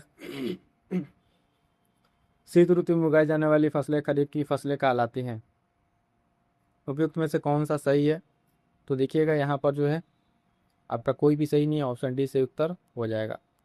क्या है कि शीत ऋतु में जो बोई जाने वाली फसलें हैं शीत ऋतु में, वो रबी की फसलें हैं, ये शीत ऋतु वाली रबी की फसलें यहाँ खरीफ दिया हुआ है। ठीक है, इसी तरीके से सोयाबीन, मूंगफली, कपास ये क्या है, रबी नहीं खरीफ की फसलें हैं, तो ये भी गलत हो गया, ये भी गलत हो गया। फसलें जो वर्षा ऋतु में बोई जाती हैं वो खरीफ की फसलें हैं, ना कि रबी की फसलें हैं। तो बड़ा कंसेप्चुअल क्वेश्चन था, इसको आपको ध्यान में रखना है। अगला क्वेश्चन ध्यान दीजिए, कह रहा है कि इसमें जो है मिलान करना सूची 1 और सूची 2 का, तो दूसरा क्रांति है गुलाबी, रजत और लाल क्रांति, ये बराबर से देख लेते हैं इसका क्या बनेगा। तो इसमें जो सही सुमेलन है इसको देख लीजिए, दूसरा क्रांति आपका उर्वरक फर्टिलाइजर वाला हो जाएगा, इंपॉर्टेंट है, कई बार अलग अलग सिंगल में भी ये पूछा जा चुका है। गुलाबी क्रांति आपका प्याज का उत्पादन है, रजत क्रांति आपका अंडे का उत्पादन है, लाल क्रांति जो है टमाटर एवं मांस का उत्पादन है। चारों बहुत महत्वपूर्ण है, अलग अलग टाइम पे ये पूछा गया है। आगे बढ़ेंगे साथियों, अगला प्रश्न क्या कह रहा है, ध्यान दीजिए, कह रहा है भारत का सर्वाधिक पटसन उत्पादक जो है राज्य कौन सा है। ध्यान दीजिए, यहाँ पर सही उत्तर हो जाएगा आपका ऑप्शन डी पश्चिम बंगाल हो जाएगा। अगला प्रश्न क्या कह रहा है, ये भी ध्यान देंगे, इंपॉर्टेंट है, भारत का कौन सा राज्य जो है मोटा अनाज, ठीक है, का सबसे बड़ा उत्पादक है। मोटा अनाज के बारे में यहाँ पूछा जा रहा है, मिलेट के बारे में। देखिए यहाँ पे क्रम से जो है सही उत्तर हो जाएगा आपका ऑप्शन है राजस्थान, इसके बाद से कर्नाटक है और मध्य प्रदेश है, ये टॉप 3 के स्टेट हैं, इसको ध्यान रखना है। आगे बढ़िएगा, अगला प्रश्न क्या कह रहा है, निम्नलिखित में से कौन सी एक फलीदार फसल है।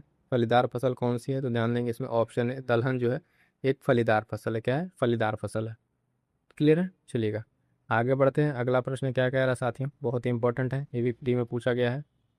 निम्नलिखित में से कौन सी एक जायद की फसल है, तो जायद की फसल इसमें आपका कौन सा हो जाएगा। तो ध्यान देंगे इसमें दिए गए विकल्पों में आपके ऑप्शन बी चारा जो है ये क्या हो जाएगा, जायद फसल है। इसके अतिरिक्त जो इसमें बाकी चीज़ें हैं जायद की फसलों में, तरबूज, खरबूज, खीरा, ककड़ी, ये सब आते हैं। और चना और सरसों आप जानते हैं ये क्या है, चना और सरसों आपके रबी का हो जाएगा, क्या हो जाएगा, रबी फसल हो जाएगा। ठीक है, और कपास का हो जाएगा आपका खरीफ का फसल हो जाएगा, क्या हो जाएगा, खरीफ फसल। अगला प्रश्न क्या कह रहा है, निम्नलिखित में से कौन सी जायद फसल है, निम्नलिखित में से कौन सी जायद फसल है। तो ध्यान दीजिएगा इसमें क्या हो जाएगा, ऑप्शन सी तरबूज, क्या हो जाएगा, ऑप्शन सी तरबूज से उत्तर हो जाएगा। अभी इंपॉर्टेंट कुछ देख लीजिए यहाँ पे, फसल कौन कौन से और क्रॉप साइकिल में क्या क्या चीज़ें पूछी जाती हैं उसको आप देख लीजिएगा। यहाँ पे क्या है, रबी की फसल में देखिएगा हर बार परीक्षा में प्रश्न पूछा जाता है, तो गेहूँ, सरसों, जौ, मटर, चना आदि इसमें क्या है, रबी की फसल में है। खरीफ में है आपका चावल यानी धान हो गया। उसके बाद से मक्का, ज्वार, बाजरा, मूंग है, उड़द है, तूर है। जायद में आपका तरबूज, खरबूजा, खीरा, ककड़ी, ये सब क्या है आपके इसमें आएंगे। अगला प्रश्न है साथियों, कह रहा है फलों एवं सब्जियों की खेती क्या कहलाती है। मोस्ट इंपॉर्टेंट है, कई बार अलग अलग परीक्षाओं में ये पूछा जा चुका है। तो क्या कहलाती है, ध्यान दीजिएगा, इसको कहेंगे क्या, बागवानी। क्या कहेंगे, फलों एवं सब्जियों की खेती को जो है हॉर्टिकल्चर कहते हैं, बागवानी कहते हैं। फ्लोरिकल्चर जो क्या होता है, फूलों की खेती को फ्लोरिकल्चर कहते हैं। ठीक है, फ्लोरिकल्चर कहते हैं। अंगूर की खेती को क्या कहते हैं, विटिकल्चर कहते हैं, ये भी पूछा जा गया है, विटिकल्चर ध्यान रखेंगे। ठीक है, यहाँ पे एक बार देख लेंगे चीज़ों को। फूलों की खेती आपका फ्लोरिकल्चर, अंगूर की खेती जो है विटिकल्चर। अगला प्रश्न है, निम्नलिखित कौन नगद फसल नहीं है। नगद फसल कह रहा नहीं है, तो ध्यान दीजिएगा इसमें जो नगद फसल है आपका ज्वार जो है वो नगद फसल नहीं है, जबकि इसमें आप मूंगफली, गन्ना, जूट देखेंगे सब नगद फसल का उदाहरण है। आगे बढ़ेंगे साथियों, अगला प्रश्न क्या कह रहा है इसमें, कह रहा नकदी फसल में सम्मिलित नहीं है, तो दिए गए ऑप्शन बताना है। तो यहाँ पे नगद फसल में आपको गन्ना, जूट, कपास अभी हम लोगों ने देखा। सही उत्तर क्या हो जाएगा इसका, तो सही उत्तर हो जाएगा आपका ऑप्शन डी जो है गेहूं, यहाँ पर सही उत्तर हो जाएगा। ये क्या है, नगद फसल नहीं है। ठीक है, अगला क्वेश्चन ध्यान दीजिएगा इसमें, पशुपालन से क्वेश्चन है, निम्नलिखित में कौन सी मवेशी नस्ल राजस्थान की नहीं है। ठीक है, तो दिए गए ऑप्शन में अगर आप देखेंगे तो क्या हो जाएगा, ऑप्शन आपका सी सही उत्तर हो जाएगा। यहाँ पर कौन सा, सी देख लीजिएगा, हल्लीकर जो है ये आपका राजस्थान की ये नहीं है। हल्लीकर कहाँ का है, तो ये कर्नाटक का है। कहाँ का, कर्नाटक का एक मवेशी जो पशु पशु है वहाँ का है। क्लियर, बाकी अगर आप देखें थार, परकर, राठी, मेवाती सब आपके क्या है, राजस्थान से रिलेटेड है। ठीक है साथियों, आज की क्लास में इतना ही। सेशन कैसा लगा कमेंट करके ज़रूर बताइएगा और चैनल से जुड़ जाइएगा। मिलते हैं किसी और नेक्स्ट क्लास में, तब तक के लिए थैंक यू सो मच।